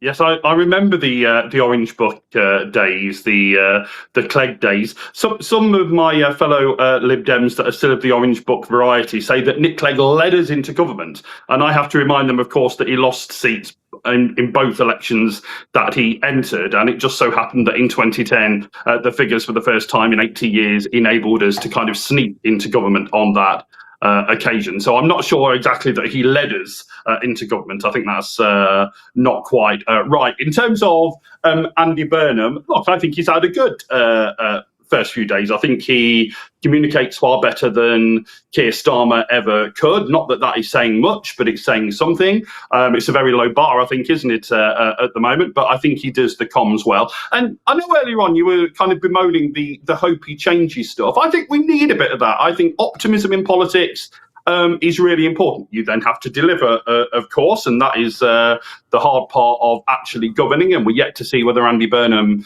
and his government can do that. But I don't bemoan the hope he changes stuff. I think we need that. Tell me, Matthew, what areas of our lives do you think need to be liberalised? What freedoms do I not presently have from the government that you so-called self-professed liberal Democrats think I should? What more freedom should I be granted from the state that I presently lack? Give me 3 or 4. Gosh, now there's a question, isn't it? I mean, well, you're in a party called Liberal. Can you come up with some liberal ideas? It's not exactly a trick question, is it? I think it depends what you mean by freedom. So, for example, on this issue of social care, which is kind of the big issue of this week, and as Paul knows, I have a very personal thing with this because my poor mum, God rest her soul, died 2 days after waiting 11 hours for an ambulance. After a fall at home in July 2022. And the reason I subsequently found out that she'd had to wait that long was because ambulances were backed up outside a local hospital, unable to offload patients into hospital because there were patients in hospital well enough to come home, but who didn't have a care package for them at home or in the community. So, I know as well as anyone about the failings of social care. I mean, I think me and you and lovely Paul would differ on how we should pay for it, but I hope we agree that there needs to be a significant change in terms of social care. I mean, let me just give you just a couple of quick figures, okay? So an extra £500 million a year could free up 800 extra social care beds, bringing an end to the horror that is corridor care. And this could be funded by raising corporation tax by 0.12%. We currently have the lowest corporation tax in the G7, so why don't we do that? Meanwhile, a 2% wealth tax, and yes, I have said the words wealth tax, on assets worth more than £10 million would generate £24 billion and would only be paid by, get this, 0.04% of the population. Why don't we do that? Well, there's very good reasons not to do that. Virtually every wealth tax that's ever been attempted has backfired. I mean, just look across the Channel to France, been complete catastrophe. You're assuming that if you apply a tax on wealth, or indeed a tax on anything else, people don't radically change their behaviour.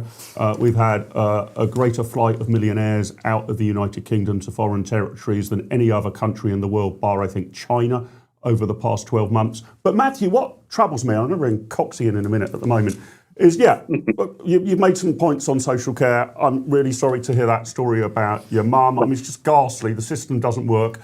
We all want to fix it, even if we have different means to do so. But I don't think that was a liberal point, right? I asked you for something that you wanted to liberalise, and you've suggested that what you want to do is to increase taxes and have the state spend more money. We can argue whether that's right or wrong, but that's not a liberalising measure. That's yet more power to the state, more resources to the state, and the state running even more things. You're looking at the world and you're thinking, you know what? The biggest problem in Britain right now is the government doesn't spend enough money and doesn't tax people enough. Is that where you're coming from? Well, it's trying to find a solution to what has been an intractable problem. And I've just given you 2 potential solutions there. We'll see what road Andy Burnham chooses to go down. I mean, I guess in truth, I'm more a social democrat in the Lib Dems than a liberal, although I'm very socially liberal. I guess that's where my liberalism is found on issues like LGBT plus matters and other things. But as you know, Mark, we're a very wide berth of a party in the Lib Dems from ultra kind of social, from ultra kind of orange bookers who are very small. They might as well be in the Tory party. They're very small state, low tax folks, to social democrats who could well be in the Labour Party. So we're a broad church. Matthew, on socially liberal stuff, I've got no interest in what your sexuality is at all, but I'm interested. Are you a smoker? Do you smoke cigarettes? I'm not a smoker, and the reason that I'm not a smoker is because tax avoider. My dad, outrageous, aggressive tax avoidance. I mean, again, actually, I hate to bring the mood down, but my poor late dad, I've lost both parents.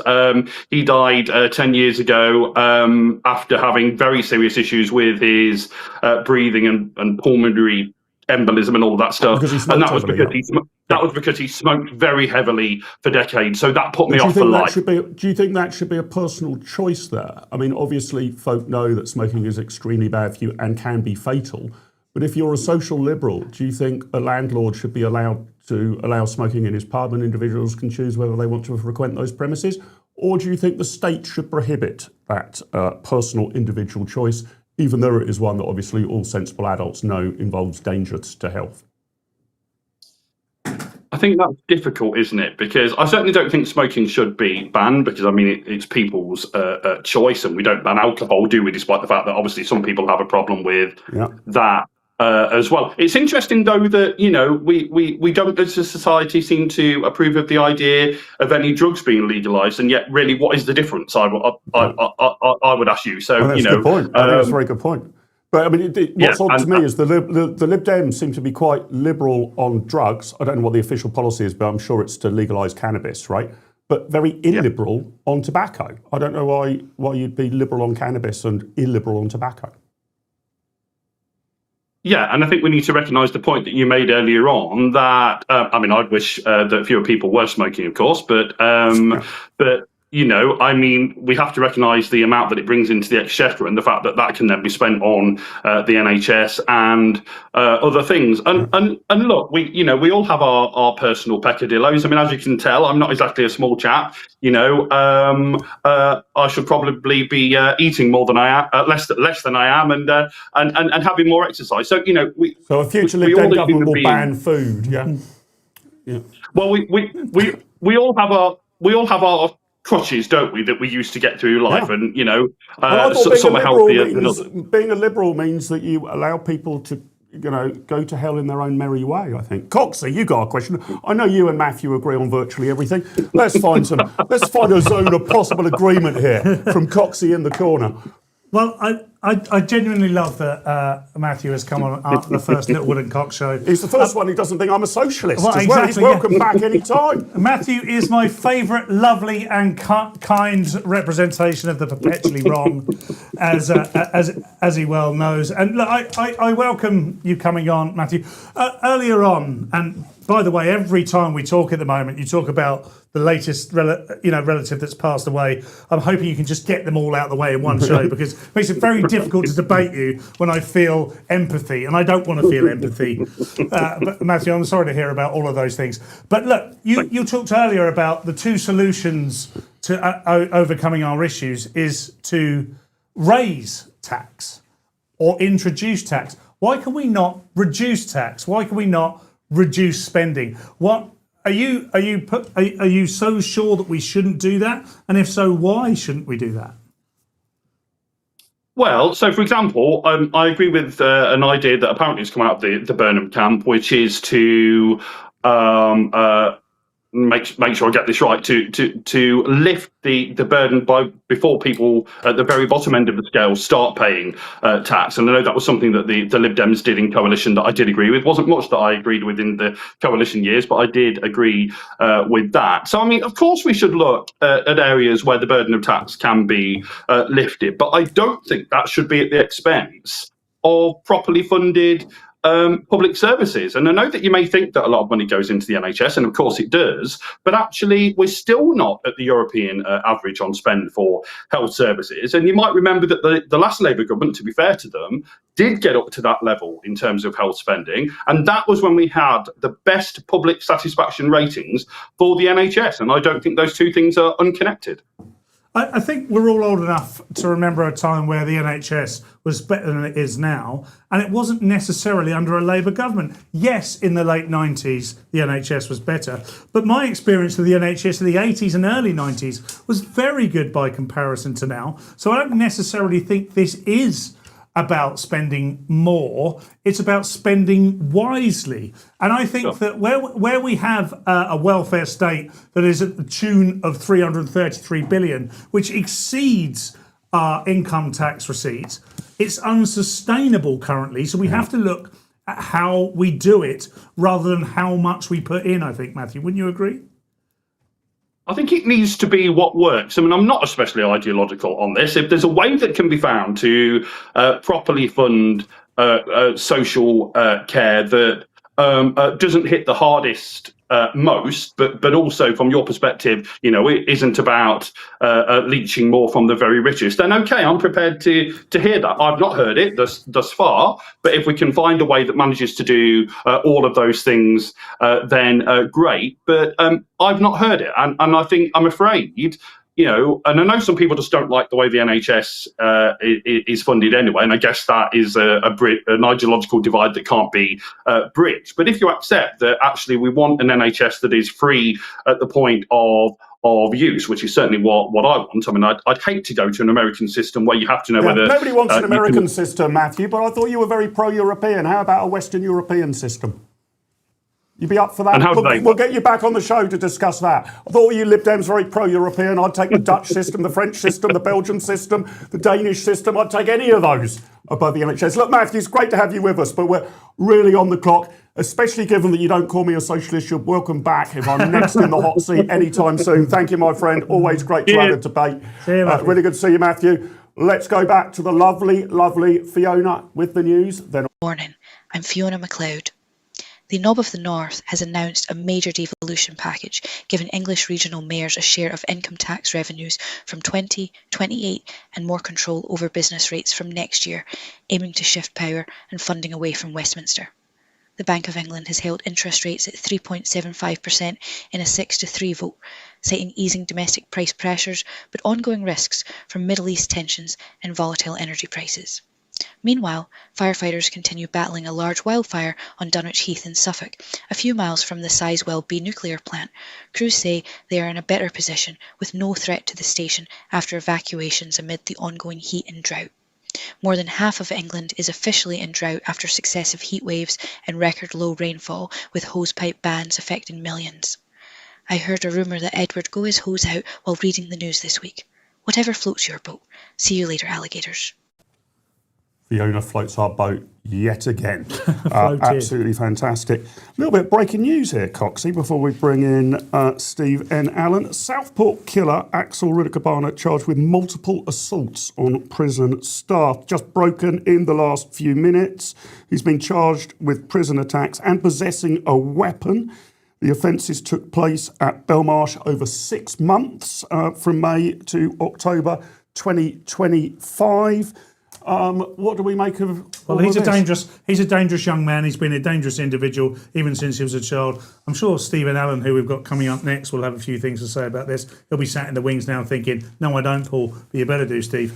But I think that we really need to look seriously at these cases, because obviously he's now gone to Broadmoor, okay? And the fear there is that he now gets a cushier life, because it is much more different. You get this lovely room on your own, access to all sorts of other things. But why should we be paying for this? This is where I really fall out of love with the system and the caring system. It's like, this guy is incredibly dangerous, both in and outside of the system. Why do we keep paying for it, Mark? Well, so what should we do? I think we could execute him. Oh, there you go. Pro-capital punishment. I've never said that before. And I've never really been pro-capital punishment. But I think with a case like this, we could save a lot of money that could go back into the system. Yeah, a really good question by Paul on the chat here. How the hell does he get a weapon? I mean, you've got to wonder how on earth our prisons are sort of policed, right? I watched a couple of days ago one of my favourite movies, The Great Escape, based on a true story, except all the stuff with the Americans in it is completely fabricated, but the stuff with the Brits and Europeans in it is true. And Steve McQueen, who plays Virgil Hilts, is permanently, for fairly minor transgressions, sent to the cooler. Solitary confinement, locked up. I don't know why we allow some of these dangerous people at large. Let's bring in the great Steve N. Alan. Steve, how are you? As you know, this show is principally about football, and you are one of the leading experts on association football in the country. You keep telling me that you don't really know that much about football, and I keep inviting you onto my shows to prove that point. Have you learned anything about football over the course of the World Cup? No, is the answer, right? No, I'm glad that now 55 nations are getting on board with me by boycotting the World Cup. It's been a long time coming, and finally you're seeing the light. It's time to step back from it. I boycotted the World Cup for ages. You know, when it was held in Qatar, I was like a conscientious objector. People were like, well done, Steve, for having principles. And yet when I boycott it when it's the Women's World Cup, all of a sudden I'm a big old misogynist. So it's it's difficult out here being a non-football fan. Yeah, okay. Got to ask you the question I'm asking every guest. Do you think I am a socialist, Steve? Oh, yeah, of course you are. You're a big old stinking socialist. So you believe in the pension? You like having pensions? That's a socialist principle, isn't it? And well, I'd rather pensions were private than state. I'd rather people have private pensions. You'd scrap the state pension? Well, no, I'd put your national insurance contributions into your own personal pension pot rather than run a Ponzi scheme. Still sounds like a big old socialist to me. The idea that you're in favour of national insurance, even that's enough. On the kind of places we work together, that makes you a big old socialist. Yeah. The kind of places that we work together, I'm not surprising I find myself on the far left, Steve. How have you survived the first 2 weeks of Burnhamism? Or maybe you're enjoying it. Do you know, actually, I'm kind of enjoying it because some of the... No, I'll tell you. I shall tell you for why, sir. Some of the things like a threepence halfpenny off me electricity bill, absolutely loving that. And I realise that it's unfunded, so it won't actually be delivered. But I would rather have unfunded, non-deliverable cuts in tax than I'd rather have unfunded, non-deliverable ID systems. Do you know what I mean? We're not going to get any of it, but at least I appreciate that the mood music is in pretending to answer some of the genuine questions this nation has, rather than clamping down and giving us all digital ID that literally no one wanted. No one really liked it. Starmer suggested it, and because of that, we hated it even more, and they still wanted to do it. So I'd rather have... I think what Burnham's doing now, he's trying to spot what the nation wants, pretending to deliver the answers, or at least coming up with like, oh yeah, we'll do this, because he wants to make the Burnham bounce bouncier and have a general election. If you want a general election, we need to stop talking down Andy Burnham. Start saying, this guy, I think he's got something about him, and we'll finally get another go at voting. Great. Yeah, that's an interesting kind of double bluff tactic. But I'm going to bring Coxie in the corner in just a minute, Steve. But I'm genuinely worried, though, that we are now living in a democracy that is permanently about gaslighting, right? So it's all about hopey, changey, we just need to sort of imagine that Derby, could be a much better city, and suddenly this will magically happen. And as you say, we'll sort of overlook the fact that the sort of tax breaks we're giving are completely unfunded. We'll overlook the fact that we're running a budget deficit of £130 billion a year. We'll overlook the fact that we are about 100% of GDP in debt and have liabilities piling up. Awkward truths, don't want to talk about them. Let's just do a bit of hopey, changey stuff. I mean, this is how the Warsaw Pact and the Soviet Union was run, for crying out loud. It's madness. I want a bit of misery in my politics.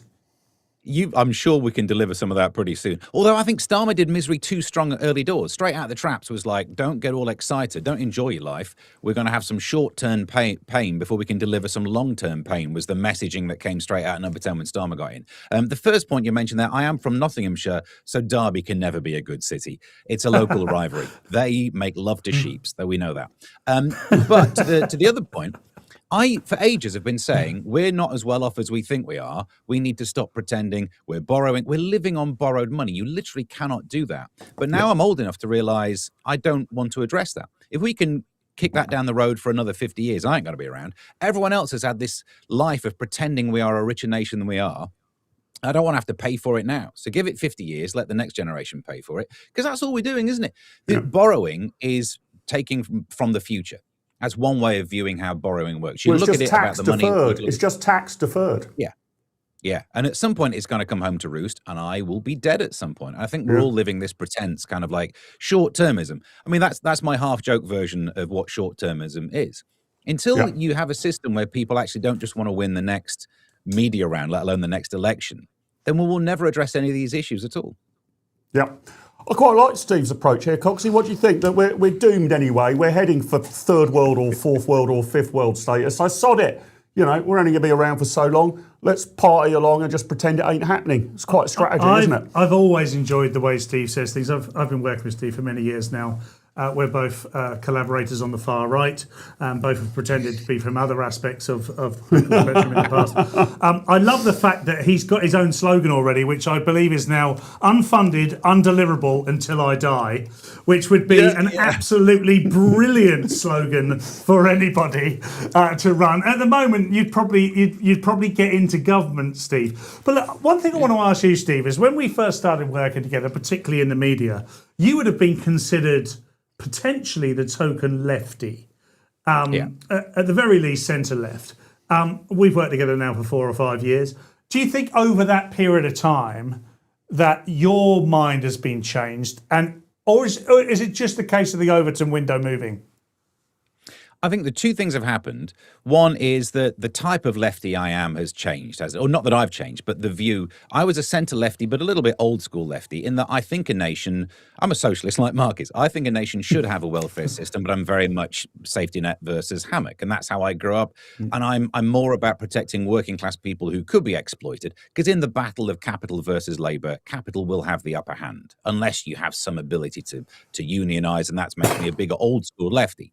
But I'm not in favour of the kind of leftism we have now is about identity politics, which is just like a hierarchy of victimhood. Who can claim the biggest victimhood wins? Well, that's a race to the bottom, isn't it? So I think I've always been that. I've now understood what type of lefty I am. And also, you're right, I'm centre left, which is now viewed as far right. Like, yes. I keep going on about how the centre right and the centre left are so close in comparison to either one of us are to our own extremes. But we live in this time of you are either far right or far left. And most people, there's that Gaussian distribution. Most people will be in the middle. Very few of us are actually on the extreme, and yet they're the ones we hear about all the time. We're kind of letting the loud people, the squeaky wheels, control politics. And we'll end up paying for that because they're nutters on both sides. Yeah, I totally agree. Look, I came to media as a centre right, would be described by others as on the right now, purely for all the reasons that you've said. But everything you described in terms of your politics is essentially reform policy, if not can be bad, not conservative policy. So it doesn't mean that left and right's changed. It just means that everything else has changed. Everybody watching and listening to this probably at no point consider themselves right wing or far right. They just consider themselves down the middle, open to compromise and a bit of both, please. I can't speak for everybody, of course, but we find ourselves in this ridiculous situation now where we're having to ask ourselves these questions when actually it's not us that's changed. It's the peripheries that changed, and those squeaky wheels have got louder and louder and louder. And the thing that's changed the most is that we've listened to them. Well, they've got more power thanks to social media, and therefore, because media copies social media for some reason. Like it didn't realise it was winning. But I've worked in various media outlets, including the BBC. Right? I've worked for the BBC in those newsrooms where they put together the running order for a show. And so much of it is just people who are on Twitter, like people who are producers at the BBC or other news outlets, seeing what's on Twitter and going from it. So in a sense, broadcast media always copied newspapers, and then it tried to copy social media a bit. And that gives power to people who are loud. Like you will get, if you say something inflammatory on social media, that will win. The way that algorithms work. So that's one of the reasons we're listening to them more. But also, it was a blip. I don't think it's just a drift, because the people keep having that clip of Obama talking about deporting people and saying that you should protect your borders. It wasn't really a left and right thing to think that a nation is defined by having a border. I mean, it's quite basic, isn't it? You probably did this at GCSE geography. What is a nation? You draw a little outline on a map, and who's in charge of that outline is the people on the inside of that outline. It's really simple. But we've gone through a weird time where it seems that if you say that, if you agree with Obama of the olden days, not even that olden days, you're far right. It's been a rebranding exercise brilliantly done by some people on the left, and we've kind of gone along with it. Do you reckon though, Steve, I've got a bit of a theory that actually, certainly compared to 25, 30 years ago, the centre ground has actually just disappeared. It's not that there are tens of millions of people there who are a little bit quiet, it's that there aren't tens of millions of people there. And if you were to look, I mean, let's look at the other side of the pond, right? Let's kind of assume rough and ready reckoner here that what happens in the USA tends to happen in Britain sort of 10 or 15 years later. If you go back to the 70s, 80s or 90s, the Democrat Party and the Republican Party had quite a lot of overlap on the Venn diagram, right? The most left-wing Republicans would be to the left of the most right-wing Democrats, right? So you had these guys called the Blue Dog Democrats who would be down in the South, who would be pretty right-wing, even though they were in the Democrat Party.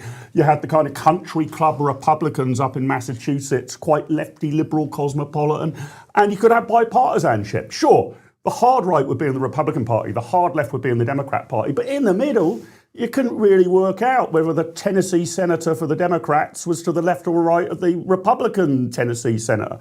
And sort of same a bit true, I think, in the UK, right? That, you know, Ken Clarke, Tony Blair, who's to the left or the right of those two. But that's just gone. That's vanished, right? Because the big issues that now divide us are climate change, immigration. It's the kind of people who believe that there are big global problems that we need a global community to work together to solve, like climate change, and we have one Earth on which to live. And a whole bunch of people who are saying, hang on one cotton picking minute, I think my nation is being diluted or going to the dogs or we're losing something and I want to get it back. And the kind of proportion of people who would sort of vote for a centrist party seems to me to be fizzling away. The idea that you could get like an SDP Liberal Alliance getting 20, 25, 30% of the vote, absolutely for the birds these days, isn't it? Well, I love your argument about politicians. The ones who are making the noise, the ones we see, the way that politics at the actual performing it level seems to work, I thoroughly agree. There's been that centrifugal shift moved towards the extremes, right? But for the actual voters, I don't know. I don't think we live in a land where we're not thoroughly divided. There are some people who would read today's newspaper and see Kemi saying, like, not supporting net zero doesn't mean climate denial. I think most people agree with that. You can find someone who wants to have the argument that there's no such thing as climate change. And they exist, and maybe they're right, maybe they're wrong. But most people are in the idea of thinking, well, maybe there is some climate change. I don't know either way, but I know we shouldn't bankrupt ourselves for it. I think that's where most people are, and that's quite a reasonable, sensible, willing to be moved slightly argument. And I think that's another thing that would define the extremes, that they're purity politicians, aren't they, on either side. If you vaguely agree with people of the opposite side, I now need to hate you. It all started with the Never Snogged a Tory t-shirt, really. That idea that you have to reject thoroughly anything that's not the purest form of your own side. But for actual people living their actual lives, I kind of think we are nearer the centre, because everything else is mental. Like the idea that there's no one who's going to hate the idea of net zero about the carbon. Do you know what I mean? No one, maybe you can find someone, but they're not representing most people who are going to say, cut carbon, but I love carbon dioxide. I like to see an asymmetrical molecule vibration. That's what I want in this atmosphere. But if you say to people, why are you wasting money on it? 40 billion, whatever it was, to turn off the wind things. Most people know that's stupid because most people have sense. For some reason, I think politicians have moved into some sort of weird bow tie shape, but I still think that bell curve is there for actual people living their actual lives. For the real people. Steve, great to hear from you. Let's hope the centre can hold. I mean, although the revolution has seized Studio 2, and we're not handing it back to Kelvin Mackenzie until he is acceded to our list of extremely reasonable middle-of-the-road demands, which he will be getting over the weekend. Isn't that right, Coxie? Yes, and I'm going to give birth to something now, which is Coxie's recommendation. Brrr. And that is follow Steve N. Allen on his YouTube channel. I tune in, I do watch it. You should too. If you think that was good, imagine loads more of that. Follow Stephen Allen on YouTube. Where do they go, Steve? YouTube.com/@Mr. Stephen Allen. There is some singing involved. I should warn you, I have a ukulele and I'm willing to use it. Jesus, every silver lining has a cloud. Steve, thanks very much. Look, I've enjoyed this 1 hour and 50 minutes of the revolution. Absolutely, we have basically, I think we've seized the television station to quite some effect. And it's not just us that's enjoyed it. Francis on X, who we have brought with us from the World Cup. That's right. By the way, has said Mark and Paul Cox are an asset. Pooch, great show, guys. Clapping emoji. So thank you very much, Francis. Thanks for coming over from the World Cup. The revolution starts here. Yep, we are an asset. But I should clarify that doesn't mean that we are an asset of either the Russian or Chinese intelligence services. No, we don't mean an asset in that way. We just mean although, at a price. well, if they put in enough in the super chats, who knows? Who knows? We're kind of market orientated people, right? But you will only get the unalloyed truth from Coxie and I here on UK Live Online. Look, guys and girls, it's been a pretty bloody depressing show, hasn't it? I mean, Burnhamism is nonsense. Stephen Allen thinks there's some centrist way of saving the country. I think we need something a lot more radical. Lilico reckons that we shouldn't worry too much about FIFA. I'm a bit down in the dumps, Coxie. I mean, I want this revolution to work, but there's more bad news than good in the world, isn't there? There is more bad news than good in the world, but it doesn't matter because we're here to make that bad news look like good news because we're talking about it. Yeah. And you should get involved. I've seen all the comments coming through on YouTube. Please do keep sending those. We read them all out. We then ignore them and say what we want. But thank you very much for sending them anyway. It's the thought that counts, right? Yeah, it's the thought that counts. Send us super chats. Mark and I need to holiday between each show. Yeah. We won't holiday together. Because we absolutely do not get on. We do this purely for the bucks. That's capitalism. But please do send in those super chats. We've loved having you with us today. By the way, this is not the end of the show. No, it's not. We've got our most important guest coming up. We sound like we're closing the show. But please do tell us in the comments between now and the end of the show if you want this show back. Can you imagine this being every week? I don't know. It's up to you. Do you fancy going on holiday this weekend if we get enough in super chats? I've got my Learjet ready to go. Southampton are playing away in Germany, as are Portsmouth. Portsmouth you could parachute out of my Learjet if we fly over. You're playing Darmstadt. Of course you are. And that's the Skates are playing Darmstadt. The Saints, the mighty Saints, are playing Poison Moonstare, a game I'm really looking forward to. I've got to get myself across the... Moistened Moonstare. Poison Moonstare. Oh, right, okay. Poison Moonstare, apparently. Massive German outfit, I'm told. I need to get my Learjet to... There's an airport 15 miles away. I think it's Dusseldorf Airport. I need Just to make... kick me out somewhere. I'll jump out. Yeah, you jump out. You can parachute out. But look, we got somebody who's got to cheer us up, right? A man we relied on right the way throughout the World Cup to bring us the unalloyed truth and some good cheer. I think those of you who watched our football show will know exactly who I'm talking about, but let's introduce him with his own little jingle, which I think is clip number 2.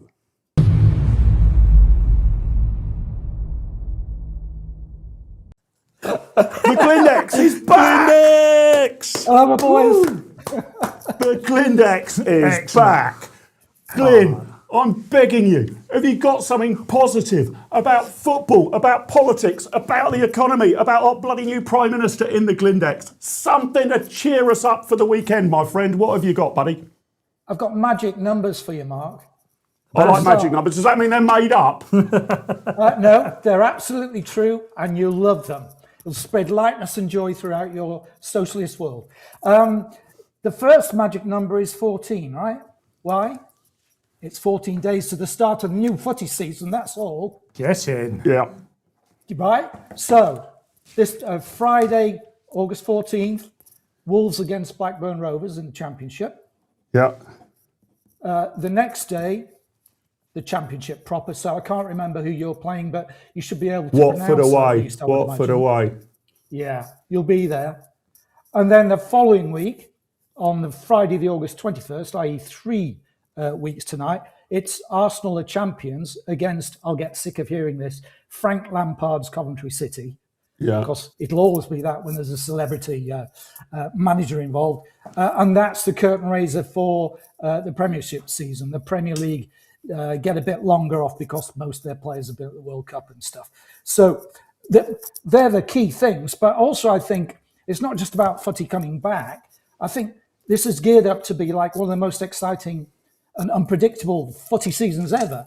Because if the magic number in the Premiership is 9, why is it 9? 9 new managers, right? Wow. God, is that right already? 9 managers. Half the bloody league's got a new manager. Half basically. the league. I'll go through them just alphabetically. Yeah, why not? Bournemouth have got Marco Rose, right, replacing Areola. Chelsea, Xabi Alonso. Crystal Palace, Pierre Sage. Don't know how wise he'll be, but we'll see. Lovely yellow Fulham card. have got Alvaro Arbeloa, who was Real Madrid's manager until recently. Ipswich Town have got Gary O'Neill. He did all right at Bournemouth and stuff. Yeah. Liverpool have got Iraola from Bournemouth. He's a Man great City- manager. Liverpool are going to do well. He's a great manager, although he had a very dodgy start at Bournemouth. It took like 9 or Yeah. 10 games to get a win, but he's a great manager, I think. Maresca is at City, having sat Not sure out, that's going to work. from Chelsea. Well, who knows what's going to happen after 10 years of Pep? Yeah. I mean, that's the big question, I think, in the Premiership. And then, really interesting, if he lasts more than 2 months, Oliver Glasner has gone from Palace, where he was sensationally successful, to Nottingham Forest. And if you remember, Forest the season before last were vying for the Champions League. Now, they've lost Elliot Anderson, but he's a bloody good manager. And what will they do? That's 8 of them. And then, of course, Eddie Howe left Newcastle yesterday. So who Yeah. are they going to appoint? So Yeah. it's really exciting. And then if you layer on top of that, Man United only had Carrick from January. Tottenham only had De Zerbi from March, like a month towards the end of the season. And Tottenham have been spending money like it's going out of fashion. Although their best buy, I think, is Senesi, the Bournemouth defender, who was the best defender in the Premiership last year, numbers-wise, and they got him for free. So I think that's really shaping up to be sensational. What do you reckon? Yeah, it's quite a change. Mr. Fish and Chips just asking, I don't know the answer to that question, but I'm guessing 9 new managers must be the highest It's a number that we've record. ever started a season on. So there's going to be a hell of a lot of Chelsea. You know, some will work brilliantly, some will collapse. Yeah. Glenn, what will Chelsea do? My friends won't let me watch them as I'm a jinx, says MLB Peace Planet. Chelsea have been a bit flat for a while, but they are a clutch team, right? Even if Yes. they're flouncing around in the league, they went and won they're the World Club champions, for crying out loud, even though they can't win the Premier League. They're going to improve next season, wouldn't you say? Well, Christ, they've just bought Morgan Rogers. Yeah. So the thought of Superb him and player. Cole Palmer in the same team. Yeah, lethal. And then the perhaps wisdom of getting a couple of old faces in. Danny Welbeck, who I think is a brilliant player. I'm not sure he's signed yet, but he was having the medicals. Yeah. And Jordan Henderson. We keep knocking him, but it can't just be an illusion, this. People are obviously, think there's deep merit in what he provides for a football team. And he played like Banter, 30 basically. Banter by Yeah. tripping over advertising hoardings. Coxie, what you got in the got corner? I've got a fact for Glindex. I don't know if he knows this. Danny Hit me with it. Welbeck, his dad was a bomb diffuser, and his Right. name was Stan Stan Welbeck. Oh, fuck. Guys, we managed to get through most of the show without me having to reach for my yellow card. It's just clicked to noon. And I'm gonna leave you on another optimistic note as well, because Glyn, you're quite right. The proper full-blown football season is not far away. But weirdly, this season, the League Cup starts before the football season right. starts. So my first game is competitive, and not that I want to in any way suggest that Poisson Moonstare are anything other than a proper competitive outfit who I'm flying over to see tomorrow at 2:00. Obviously, big challenge for the Saints, that one. But our first game's actually going to be on Saturday week, just 8 days before Saints are playing at Colchester United in the League Cup. Yeah, I was only talking about the league season. My boys, Rod, and we play West Brom next Saturday. Wow, that's a big game. So you're going to the get off to a curtain losing raiser. start. Yeah. But also, magic number in the championship, Mark, is 8. What's The 8 that? playoff places next season, right? Yeah, that's right. That's right. So Saints should make it, I think, into the playoffs, even though we Even start on on minus -4 4 points. Because and I like this new playoff system. It used to just be, so folk know, the 3rd, 4th, 5th, and 6th would go into the semi-finals, and then the winners would play at Wembley. Now the team that comes 8th will go and play away at the team that comes 5th. The team that 7th goes and plays away at the team that comes 6th. So if you're 8th, you've got to go and win an away game, one leg, and then it goes into the. So that should keep the season exciting, because there'll be huge numbers of teams. Virtually the whole lot will be either, having a shot at 8th place, or a shot at automatic promotion, or will be in the relegation battle. It's going to go the full 46 matches. Glindex, you've cheered us up, my friend. Oh yeah, it's like. Do you know what it's Thank like? you. Right. It's like a My work here is spoon. done. It's like a spoonful of cowpole from your mum. Yeah. You instantly Yeah. feel better. Yeah. I was going to ask you whether you think I'm a socialist, but I don't want to end the programme on a low note. We'll just take that football's coming back. Football's coming home. The revolution has started. We've seized the studio. We've got the ammunition. We've got my Learjet all fueled up and ready to go. And make sure you're back here on Monday, because if Kelvin Mackenzie does agree to our extensive but entirely reasonable list of demands, he'll be back in this seat from 10 o'clock on Monday. But make sure you get up earlier, because you won't want to miss the great Mike Graham from 7 till 10 a.m. Coxie, been a pleasure to have you in the corner again, my friend. Thank you ever so much. Thank delight. you. The revolution will be televised. It is being televised. Have a great, great weekend, fellow revolutionaries. Over and out.